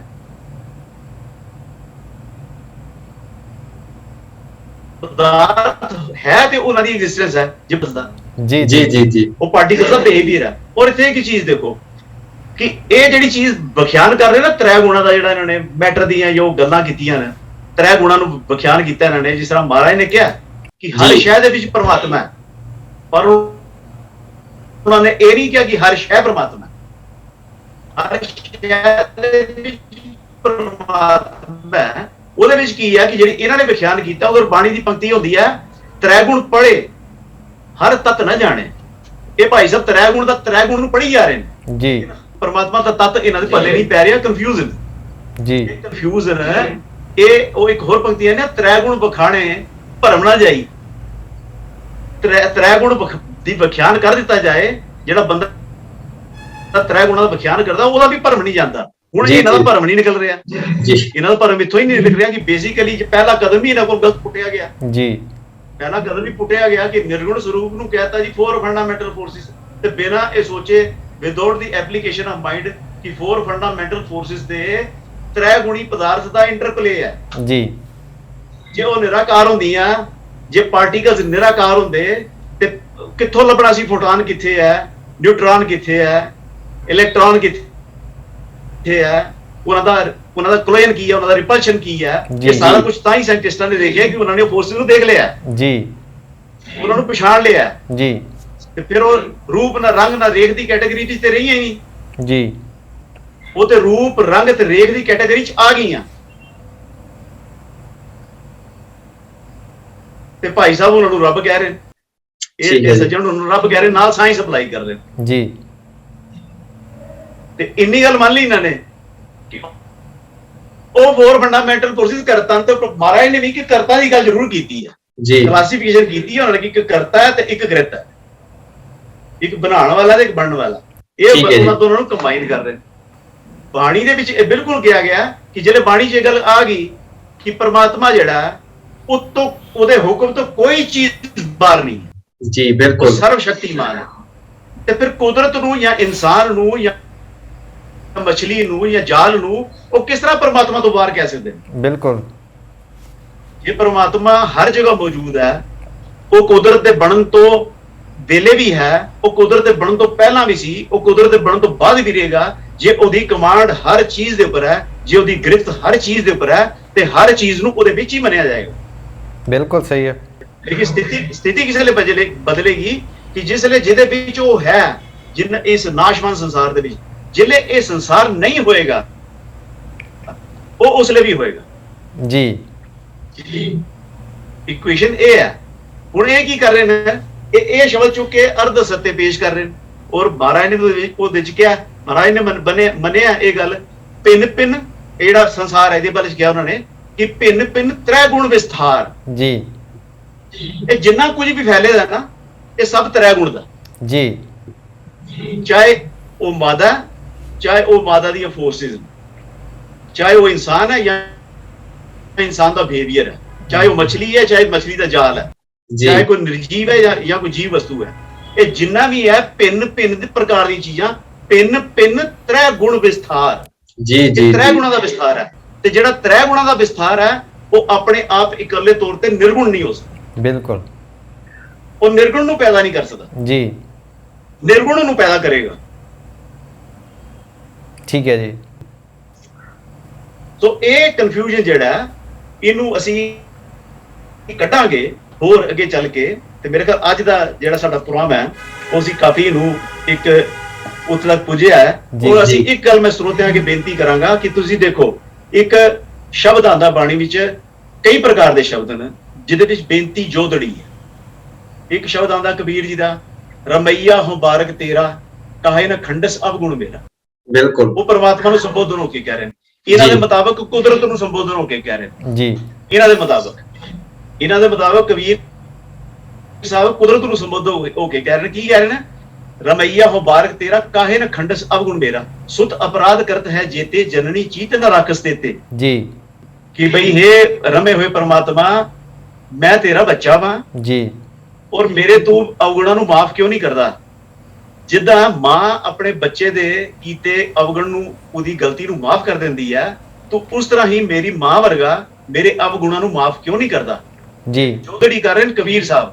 ਇਹਨਾਂ ਦੇ ਮੁਤਾਬਕ ਕਿਹਦੇ ਅੱਗੇ ਜੋਦੜੀ ਕਰ ਰਹੇ ਨੇ? ਫੋਰ ਫੰਡਾਮੈਂਟਲ ਫੋਰਸਿਸ ਦੇ ਅੱਗੇ, ਜੀ, ਜਿਨ੍ਹਾਂ ਨੇ ਕੋਈ ਜੋਦੜੀ ਸੁਣ ਲਈ ਨਹੀਂ। ਫੋਰ ਫੰਡਾਮੈਂਟਲ ਵੀ ਕਦੇ ਕਿਸੇ ਦੀ ਜੋਦੜੀ ਸੁਣਨਗੀਆਂ? ਜੀ, ਇਹਨਾਂ ਦੇ ਮੁਤਾਬਕ Kabir Sahib four fundamental forces ਨੂੰ ਅਰਦਾਸ ਕਰ ਰਹੇ ਜੀ, ਰਮਈਆ ਮੁਬਾਰਕ ਤੇਰਾ ਕਾਹੇ ਨਾ ਖੰਡਸ ਅਵਗੁਣ ਮੇਰਾ। ਜੀ, ਫਿਰ ਮਾਧੋ ਹਮ ਐਸੇ ਤੂੰ ਐਸਾ। ਗੁਰਬਾਣੀ ਚ ਡਿਸਟਿੰਕਸ਼ਨ ਹੈ, ਹਮ ਪਾਪੀ ਤੂੰ ਚਤਰ ਸਿਆਣੇ, ਤੂੰ ਸਰਵ ਕਲਾ ਕਾ ਗਿਆਤਾ, ਮਾਧੋ ਹਮ ਐਸੇ ਤੂੰ ਐਸਾ। ਜੀ, ਇਹ ਜਿਸ ਵੇਲੇ ਉਹਨਾਂ ਨੇ ਪ੍ਰਮਾਤਮਾ ਦੀ ਇੱਕ ਪ੍ਰਮਾਤਮਾ ਦੇ ਅੱਗੇ ਜੋਦੜੀ ਕੀਤੀ ਹੈ, ਤੇ ਕੋਈ ਇੱਕ ਬੜਾ ਹੀ ਅਜੀਬ ਔਰ ਇੱਕ ਬੜੀ ਅਜੀਬ ਮਾਨਸਿਕ ਸਥਿਤੀ ਦਾ ਬੰਦਾ ਹੋਵੇਗਾ। ਜਿੱਥੇ ਕਾਮਰੇਡ ਹੋਵੇਗਾ ਉਹ ਤੇ ਕਹਿ ਦੇਗਾ ਜੀ ਅਸੀਂ ਰੱਬ ਨੂੰ ਮੰਨਦੇ ਨਹੀਂ, ਅਸੀਂ ਇਹ ਬੇਦੜੀ ਜੋਦੜੀਆਂ ਬੇਨਤੀਆਂ ਮੰਨਦੇ ਹੀ ਨਹੀਂ। ਜਿਹੜਾ ਗੁਰਬਾਣੀ ਦੇ ਆਧਾਰ ਤੇ ਗੱਲ ਕਰ ਰਿਹਾ, ਉਹਨੂੰ ਤਾਂ ਸੋਚਣਾ ਪਏਗਾ ਕਿ ਇਹ ਕਬੀਰ ਸਾਹਿਬ ਜਾਂ ਇਹ ਜਿਹੜੀ ਗੱਲਾਂ ਕੀਤੀਆਂ ਜਾ ਰਹੀਆਂ ਨੇ, ਮਾਧੋ ਹਮ ਐਸੇ ਤੂੰ ਐਸਾ, ਇੱਕ ਮਨ ਨਾ ਰਹੇ ਕੈਸੇ ਮੇਲੋਂ ਪਿਆਰੇ, ਇਹ ਸਾਰੀਆਂ ਗੱਲਾਂ ਕਿਹਦੇ ਵਾਸਤੇ ਨੇ? ਇੱਟਾਂ ਪੱਥਰ ਵਾਸਤੇ ਨੇ, ਫੋਰ ਫੰਡਾਮੈਂਟਲ ਫੋਰਸਿਸ ਵਾਸਤੇ ਇਹ ਜੋਦੜੀਆਂ ਬੇਨਤੀਆਂ ਗੁਰਬਾਣੀ। ਹਾਂਜੀ ਹਾਂਜੀ ਹਾਂਜੀ ਹਾਂਜੀ। ਸੋ ਇਹਨਾਂ ਚੀਜ਼ਾਂ ਨੂੰ ਵਿਚਾਰ ਕੇ ਤੇ ਆਪਾਂ ਇੱਥੋਂ ਹੁਣ ਅੱਗੇ ਦੀ ਵਿਚਾਰ ਸਾਰੀ ਚਲਾ ਕੇ ਕਰਾਂਗੇ, ਤਾਂ ਕਿ ਇਹਨਾਂ ਨੂੰ ਵੀ ਕੋਈ ਗਿਲਾ ਸ਼ਿਕਵਾ ਨਾ ਰਹੇ ਕਿ ਅਸੀਂ ਆਂਦੀ ਕਿਸੇ ਕਹੀ ਗੱਲ ਨੂੰ ਵਿਚਾਰਿਆ ਨਹੀਂ ਹੈ। ਜੀ ਜੀ। ਫਿਲਹਾਲ ਇਸ ਨਤੀਜੇ ਤੇ ਲਾਸਟ ਮੈਂ ਸਮ ਅਪ ਕਰਾਂਗਾ ਕਿ ਇੱਥੋਂ ਤੱਕ ਜਿਹੜੀ ਇਹਨਾਂ ਦੀ ਵੀਡੀਓ ਚੱਲੀ ਹੈ, ਕੈਸੇਟ ਚੱਲੀ ਹੈ, ਉਹਦੇ ਮੁਤਾਬਕ ਇਹ ਬੇਸਿਕਲੀ ਬਿਲਕੁਲ ਫੰਡਾਮੈਂਟਲੀ ਹੀ ਗਲਤ ਹੋ ਚੁੱਕੇ ਨੇ ਇਸ ਗੱਲ ਦੇ ਉੱਪਰ। ਇਹਨਾਂ ਕੋਲ ਕੋਈ ਚਾਰਾ ਨਹੀਂ ਬਚਿਆ। ਇਹ ਜਾਂ ਤੇ ਹੁਣ ਰੱਬਣਾ, ਇਹ ਵੀ ਰੱਬ ਬਦਲਣਗੇ। ਹੁਣ ਦੁਬਾਰਾ ਸਿਸਟਮ ਸ਼ੁਰੂ ਹੋਏਗਾ, ਕੁਦਰਤ ਵੀ ਰੱਬ ਹੈ, ਕੁਦਰਤ ਹੀ ਰੱਬ ਹੈ ਨਹੀਂ ਹੈ। ਇਹ ਉਸੇ ਸਿਸਟਮ ਉੱਪਰ ਜਾਣਗੇ ਜੇ ਜਾਂ ਤੇ ਰੱਬ ਨੂੰ ਛੱਡ ਹੀ ਦੇਣਗੇ, ਤੇ ਰੱਬ ਦਾ ਨਾਮ ਲੈਣਾ ਛੱਡ ਦੇਣਗੇ। ਕਿਉਂਕਿ ਇਹਨਾਂ ਦਾ ਇਹ ਬੇਸਿਕ ਪੁਆਇੰਟ ਜਿਹੜਾ ਸੀ ਕਿ ਫੋਰ ਫੰਡਾਮੈਂਟਲ ਫੋਰਸਿਸ ਨਿਰਾਕਾਰਨ ਔਰ ਇਹ ਨਿਰਗੁਣ, ਇਹ ਇੱਥੋਂ ਹੀ ਗਲਤ ਹੈ। ਕਿਸੇ ਵੀ ਸਾਇੰਸ ਦੇ ਸਟੂਡੈਂਟ ਨੂੰ ਪੁੱਛ ਲੈਣ ਕਿ ਫੋਰ ਫੰਡਾਮੈਂਟਲ ਫੋਰਸਿਸ ਮਾਦਾ ਦਾ ਪਾਰਟੀਕਲ ਦਾ ਇੰਟਰੈਕਸ਼ਨ ਦੇ ਕਾਰਨ ਉਹ ਫੋਰਸਿਸ ਹੈ ਮੌਜੂਦ ਨੇ, ਔਰ ਉਹ ਤ੍ਰੈ ਗੁਣੀ, ਉਹ ਤ੍ਰੈ ਗੁਣਾਂ ਤੋਂ ਭਿੰਨ ਨਹੀਂ ਹੈ। ਇਸ ਕਰਕੇ ਉਹਨਾਂ ਨੂੰ ਨਿਰਗੁਣ ਦੀ ਕੈਟਾਗਰੀ ਜਾਂ ਨਿਰਾਕਾਰ ਦੀ ਕੈਟਾਗਰੀ 'ਚ ਨਹੀਂ ਪਾਇਆ ਜਾ ਸਕਦਾ। ਸਰ ਤੁਹਾਡਾ ਧੰਨਵਾਦ। ਆਪਾਂ ਕੰਟੀਨਿਊ ਕਿਉਂਕਿ 1 ਘੰਟਾ ਤੇ ਲਗਭਗ 12 ਮਿੰਟ ਦੀ ਇਹਨਾਂ ਦੀ ਆਡੀਓ ਜਿਹੜੀ ਇਹਨਾਂ ਨੇ ਪਾਈ ਹੋਈ ਆ ਉਹਦੇ ਤੇ ਆਪਾਂ ਡਿਸਕਸ ਕਰਨੀ ਆ ਤੇ ਉਹ ਆਪਾਂ ਸਟੈਪ ਬਾਏ ਸਟੈਪ ਕਰਦੇ ਰਵਾਂਗੇ ਸਾਰੀ ਚਲਾ ਕੇ। ਤੇ ਦੂਸਰੀ ਸਾਡੀ ਬੇਨਤੀ ਹੈ ਦਰਸ਼ਕਾਂ ਨੂੰ ਕਿ ਜੇ ਦਰਸ਼ਕਾਂ ਦੇ ਕੁਝ ਸਵਾਲ ਹੋਣ ਕੁਦਰਤ ਨਾਲ ਰਿਲੇਟਡ, ਰੱਬ ਨਾਲ ਰਿਲੇਟਡ ਜਾਂ ਜੋ ਵੀ ਉਹਨਾਂ ਦੇ ਮਨ ਦੇ ਵਿੱਚ ਸ਼ੰਕੇ ਹੋਣ ਇਸ ਵਿਸ਼ੇ ਨਾਲ ਸੰਬੰਧਿਤ, ਤਾਂ ਉਹ ਆਪਣੇ ਕਮੈਂਟ ਦੇ ਰਾਹੀਂ ਜਾਂ ਸਾਨੂੰ ਫੋਨ ਕਰਕੇ ਨੋਟ ਕਰਵਾ ਦੇਣ। ਅਸੀਂ ਉਹਨਾਂ ਸਵਾਲਾਂ ਨੂੰ ਅਗਲੇ ਐਪੀਸੋਡ ਦੇ ਵਿੱਚ ਜ਼ਰੂਰ ਲਵਾਂਗੇ। ਜੀ ਜੀ ਜੀ ਇੱਕ ਨਿੱਕੀ ਜਿਹੀ ਗੱਲ ਮੈਂ ਕਹਿ ਦਿਆਂਗਾ ਕਿ ਇਹ ਜਿਸ ਤਰ੍ਹਾਂ ਭਾਈ ਸਾਹਿਬ ਕਹਿੰਦੇ ਨੇ ਕਿ ਦੇਖੋ ਜਿੱਦਾਂ ਸੂਰਜ ਹੈ, ਉਹ ਸੂਰਜ ਤੇ ਸੂਰਜ ਦੀ ਕਿਰਨ 'ਚ ਕੋਈ ਫਰਕ ਨਹੀਂ ਹੁੰਦਾ ਜੀ। ਇਹ ਜਿਹੜੀਆਂ ਐਨਾਲੋਜੀਜ਼ ਦਿੰਦੇ ਨਾ, ਇਹਨਾਂ ਨੂੰ ਐਨਾਲੋਜੀਜ਼ ਨੂੰ ਪਹਿਲੇ ਸਮਝ ਲੈਣਾ ਚਾਹੀਦਾ ਜੀ ਕਿ ਸੂਰਜ ਦੀ ਕਿਰਨ ਸੂਰਜ ਦਾ ਪਾਰਟ ਜ਼ਰੂਰ ਹੈ ਜੀ, ਲੇਕਿਨ ਸੂਰਜ ਬਣਿਆ ਹਾਈਡਰੋਜਨ ਤੇ ਹੀਲੀਅਮ ਦਾ ਜੀ, ਤੇ ਜਿਹਦੇ ਵਿੱਚ ਨਿਰੰਤਰ ਬੜੇ ਜ਼ਬਰਦਸਤ ਨਿਊਕਲੀਅਰ ਧਮਾਕੇ ਹੁੰਦੇ ਰਹਿੰਦੇ ਜਿਹਦੇ ਨਾਲ ਗਰਮੀ ਊਰਜਾ ਸਾਡੇ ਤੱਕ ਪਹੁੰਚਦੀ ਹੈ ਤੇ ਉਹਦੇ ਚੋਂ ਇਹ ਫੋਟੋਨਸ ਨਿਕਲਦੇ ਨੇ ਔਰ ਸੂਰਜ ਦੀ ਕਿਰਨ ਨਿਕਲਦੀ ਹੈ। ਲੇਕਿਨ ਸੂਰਜ ਦੀ ਕਿਰਨ ਦੇ ਵਿੱਚ ਇੱਕ ਵੀ ਕਣ ਜਿਹੜਾ ਉਹ ਹਾਈਡਰੋਜਨ ਔਰ ਹੀਲੀਅਮ ਦਾ ਨਹੀਂ ਹੈ। ਜੀ ਜੀ ਜੀ ਬਿਲਕੁਲ, ਉਹ ਸੂਰਜ ਦੀ ਪ੍ਰਾਪਰਟੀ ਹੈ, ਉਹ ਸੂਰਜ ਦੀ ਕਿਰਨ ਦੀ ਪ੍ਰਾਪਰਟੀ ਨਹੀਂ ਹੈ। ਜੀ ਜੀ ਜੀ ਹੁਣ ਕਹਿਣ ਨੂੰ ਤਾਂ ਕਹਿ ਸਕਦਾ ਬੰਦਾ ਕਿ ਸੂਰਜ ਤੇ ਸੂਰਜ ਦੀ ਕਿਰਨ ਵਿੱਚ ਕੀ ਫਰਕ ਹੈ। ਜੀ ਮੈਂ ਸੂਰਜ ਦੀ ਕਿਰਨ ਹੀ ਆ, ਲੇਕਿਨ ਉਹ ਇਹ ਨਹੀਂ ਕਹਿ ਸਕਦਾ ਕਿ ਮੈਂ ਸੂਰਜ ਹੀ ਆ। ਜੀ ਸੂਰਜ 'ਚ ਹਾਈਡਰੋਜਨ ਤੇ ਹੀਲੀਅਮ ਦੇ ਪਟਾਕੇ ਮਾਰ ਰਿਹਾ। ਜੀ ਤੇ ਜੀ ਹੁਣ ਭਾਈ ਸਾਹਿਬ ਦੱਸਣ ਹੀ ਆਏ, ਕੋਈ ਸੱਜਣ ਦੱਸਣ ਕੀ ਹੈ ਕਿ ਆਪਣੇ ਤੇ ਬੈਠ ਕੇ ਉਸ ਲਈ ਧਮਾਕੇ ਨਿਕਲਦੇ ਨੇ ਚੋਂ ਜਿੱਦਾਂ ਸੂਰਜ ਚੋਂ ਨਿਕਲਦੇ ਨੇ। ਸੋ ਇਹ ਇਕੁਏਟ ਕਰਨਾ ਨਾ ਆਪਣੇ ਆਪ ਨੂੰ ਦੱਸਣ ਵਾਸਤੇ, ਤੇ ਇਹ ਕਹਿਣ ਦੀ ਗੱਲ ਸਿੰਪਲ ਹੁੰਦੀ ਹੈ, ਕਿਸੇ ਦ੍ਰਿਸ਼ਟਾਂਤ ਦੇ ਵਜੋਂ ਗੱਲ ਹੋਰ ਹੁੰਦੀ ਹੈ। ਲੇਕਿਨ ਬੰਦਾ ਬਾਈ ਫੋਰਸ ਇਸ ਗੱਲ ਨੂੰ ਸਿੱਧ ਕਰਨਾ ਚਾਹੇ ਤੇ ਸੂਰਜ ਦੀ ਕਿਰਨ ਵੀ ਜਿਹੜੀ ਹੈ ਉਹ ਸੂਰਜ ਨਹੀਂ ਹੈ ਜੀ, ਉਹਦੇ ਵਿੱਚ ਨਾ ਹਾਈਡਰੋਜਨ ਨਾ ਹੀਲੀਅਮ ਹੈ। ਇਹ ਵੀ ਕਿਸੇ ਸਾਇੰਸ ਵਾਲੇ ਕੋਲ ਪੁੱਛਣਾ। ਜਿਵੇਂ ਮੈਂ ਬੇਨਤੀ ਕੀਤੀ ਸਾਰਿਆਂ ਨੂੰ, ਅਗਲੀ ਵਾਰ ਜੇ ਕਿਸੇ ਨੇ ਲਾਈਵ ਜੁਆਇਨ ਕਰਨਾ ਹੋਇਆ ਹਰਦੇਵ ਜੀ ਨਾਲ ਸਿੱਧੀ ਗੱਲਬਾਤ ਵੀ ਕਰਨੀ ਹੋਈ ਤਾਂ ਉਹ ਵੀ ਸਾਨੂੰ ਕਿਰਪਾ ਕਰਕੇ ਦੱਸ ਦੇਣ। ਅਸੀਂ ਉਹਨਾਂ ਨੂੰ ਲਿੰਕ ਪ੍ਰੋਵਾਈਡ ਕਰ ਦਾਂਗੇ ਤਾਂ ਕਿ ਉਹ ਵੀ ਇਸ ਡਿਬੇਟ ਦਾ ਹਿੱਸਾ ਬਣ ਕੇ ਮੌਕੇ ਤੇ ਆ ਕੇ ਸਵਾਲ ਜਵਾਬ ਕਰ ਸਕਦੇ ਨੇ, ਜੋ ਵੀ ਇਹਨਾਂ ਦੇ ਮਨ ਦੇ ਸ਼ੰਕੇ ਨੇ, ਤਾਂ ਕਿ ਇੱਕ ਮਾਹੌਲ ਹੋਵੇ। ਗੱਲਬਾਤ ਦੇ ਨਾਲ ਹੀ ਸਾਰੇ ਮਸਲੇ ਸੁਲਝਾਏ ਜਾ ਸਕਦੇ ਆ। ਗੱਲਬਾਤ ਦਾ ਮਾਹੌਲ ਹੋਣਾ ਚਾਹੀਦਾ। ਅਸੀਂ ਵੀ ਆਪਣੇ ਵੱਲੋਂ ਕਈ ਪ੍ਰਚਾਰਕਾਂ ਨੂੰ ਫੋਨ ਕੀਤੇ ਸੀ ਟਾਈਮ ਟੂ ਟਾਈਮ ਵੀ ਅਸੀਂ ਆਹ ਮੁੱਦਿਆਂ ਤੇ ਗੱਲ ਕਰਨੀ ਹੈ, ਪਰ ਉਹਨਾਂ ਨੇ ਪਤਾ ਨਹੀਂ ਉਹਨਾਂ ਦੇ ਮਨ ਦੇ ਵਿੱਚ ਕੀ ਆ ਕੀ ਨਹੀਂ, ਉਹ ਗੱਲਬਾਤ ਨੂੰ ਸਪਸ਼ਟ ਤਰੀਕੇ ਨਾਲ ਤਿਆਰ ਨਹੀਂ ਹੋਏ ਗੱਲਾਂ ਕਰਨ ਨੂੰ। ਹਾਲਾਂਕਿ ਸਟੇਜਾਂ ਦੇ ਉੱਪਰ ਬੋਲ ਦੇਣਾ ਬੜੀ ਸੌਖਾ ਲੱਗਦਾ, ਪਰ ਜਦੋਂ ਕਾਊਂਟਰ ਕੁਐਸਚਨ ਲੈਣੇ ਉੱਥੇ ਫਿਰ ਉਹ ਵੀ ਜ਼ਿੰਮੇਵਾਰੀ ਨਾਲ ਲੋਕਾਂ ਨੂੰ ਲੈਣੀ ਚਾਹੀਦੀ ਹੈ ਵੀ ਕਾਊਂਟਰ ਕੁਐਸਚਨ ਵੀ ਹੋਣਗੇ ਤਾਂ ਉਹ ਇੱਕ ਲਾਜ਼ਮੀ ਪੱਖ ਰਹਿ ਜਾਂਦਾ ਵੀ ਜੇ ਕਿਸੇ ਦੇ ਮਨ ਦੇ ਵਿੱਚ ਸ਼ੰਕਿਆ। ਇਹਦਾ ਮਤਲਬ ਇਹ ਨਹੀਂ ਕਿ ਮੰਨ ਲਓ ਇਹ ਪ੍ਰਚਾਰਕ ਜਾਂ ਸਾਡੇ ਜਿਹੜੇ ਆਗੂ ਨੇ ਕਰਦੇ ਕੀ ਆ ਕਿ ਮੰਨ ਲਓ ਕਿਸੇ ਬੰਦੇ ਦੀ ਕਿਸੇ ਦੇ ਨਾਲ ਦੁਸ਼ਮਣੀ ਆ ਤਾਂ ਕੋਈ ਬੰਦਾ ਸਵਾਲ ਪੁੱਛਣ ਗਿਆ ਕਿ ਆਪਣੇ ਦੁਸ਼ਮਣ ਬਾਰੇ ਦੱਸ ਦਿਓ, ਤਾਂ ਉਹ ਬੰਦਾ ਬੜੀ ਸੋਹਣੀ ਵਿਆਖਿਆ ਕਰ ਦੇਗਾ ਆਪਣੇ ਦੁਸ਼ਮਣ ਦੀ। ਲੇਕਿਨ ਜੇ ਉਹਦੇ ਕੋਲ ਇੱਕ ਸਵਾਲ ਪੁੱਛਿਆ ਜਾਵੇ ਵੀ ਭਾਈ ਤੂੰ ਆਪਣੇ ਬਾਰੇ ਵੀ ਦੱਸ ਦੇ, ਤਾਂ ਉਦੋਂ ਫਿਰ ਪੈਰ ਪਿੱਛੇ ਖਿੱਚੇ ਜਾਂਦੇ ਕਿ ਮੇਰੀ ਕੀ ਗਲਤੀ ਇਸ ਦੁਸ਼ਮਣੀ ਦੀ ਅੱਗ ਨੂੰ ਵਧਾਉਣ ਦੇ ਵਿੱਚ। ਸੋ ਇਹ ਗਲਤੀਆਂ ਸਾਡੇ ਪ੍ਰਚਾਰਕ ਅਕਸਰ ਕਰਦੇ ਨੇ। ਕਿਸੇ ਦੇ ਉੱਪਰ ਐਲੀਗੇਸ਼ਨ ਲਾਈ ਜਾਣਾ ਬਹੁਤ ਸੌਖਾ, ਲੇਕਿਨ ਜਦੋਂ ਇਹਨਾਂ ਦੇ ਜਿਹੜੇ ਸ਼ਬਦ ਨੇ ਬੋਲੇ ਗਏ ਉਹਨਾਂ ਦੇ ਉੱਪਰ ਜਦੋਂ ਕਾਊਂਟਰ ਸਵਾਲ ਹੁੰਦੇ ਨੇ ਉੱਥੋਂ ਜ਼ਿੰਮੇਵਾਰੀਆਂ ਇਹ ਬੰਦੇ ਮੁੱਕਰ ਜਾਂਦੇ ਨੇ ਲੈਣ ਤੋਂ ਕਿ ਅਸੀਂ ਜ਼ਿੰਮੇਵਾਰੀ ਨਹੀਂ ਲੈ ਸਕਦੇ। ਅਸੀਂ ਕਈ ਪ੍ਰਚਾਰਕ ਜਿਹੜੇ ਨੇ ਫੋਨ ਕੀਤੇ ਸੀ, ਪਰ ਉਹਨਾਂ ਦੀ ਮਰਜ਼ੀ ਆ, ਕੋਈ ਫੋਰਸ ਨਹੀਂ ਕੀਤਾ ਜਾ ਸਕਦਾ। ਪਰ ਸੰਗਤ ਦੇ ਵਿੱਚੋਂ ਜਾਂ ਕੋਈ ਪ੍ਰਚਾਰਕ ਆਪਣੇ ਵੱਲੋਂ ਜੁੜਨਾ ਚਾਹਵੇ ਤਾਂ ਉਹ ਸਾਨੂੰ ਸਾਡੇ ਦਿੱਤੇ ਹੋਏ ਨੰਬਰਾਂ 'ਤੇ ਕਾਲ ਕਰਕੇ ਜਾਂ ਮੈਸੇਜ ਕਰਕੇ ਜਾਂ ਤੁਸੀਂ ਕਮੈਂਟ ਦੇ ਰਾਹੀਂ ਵੀ ਦੱਸ ਸਕਦੇ ਹੋ। ਅਸੀਂ ਤੁਹਾਡੇ ਕੁਐਸਚਨ, ਤੁਹਾਡੇ ਸਵਾਲ ਜੋ ਵੀ ਹੋਣਗੇ ਉਹਨੂੰ ਲੈ ਕੇ ਆਵਾਂਗੇ ਪ੍ਰੋਗਰਾਮ ਦੇ ਵਿੱਚ। ਔਰ ਜੇ ਤੁਸੀਂ ਹਿੱਸਾ ਬਣਨਾ ਚਾਹੋਗੇ ਇਸ ਡਿਬੇਟ ਦਾ ਤਾਂ ਉਹ ਵੀ ਤੁਹਾਡਾ ਖੁੱਲ੍ਹਾ ਸਵਾਗਤ ਹੈ, ਕੋਈ ਰੋਕ ਟੋਕ ਨਹੀਂ ਹੈਗੀ।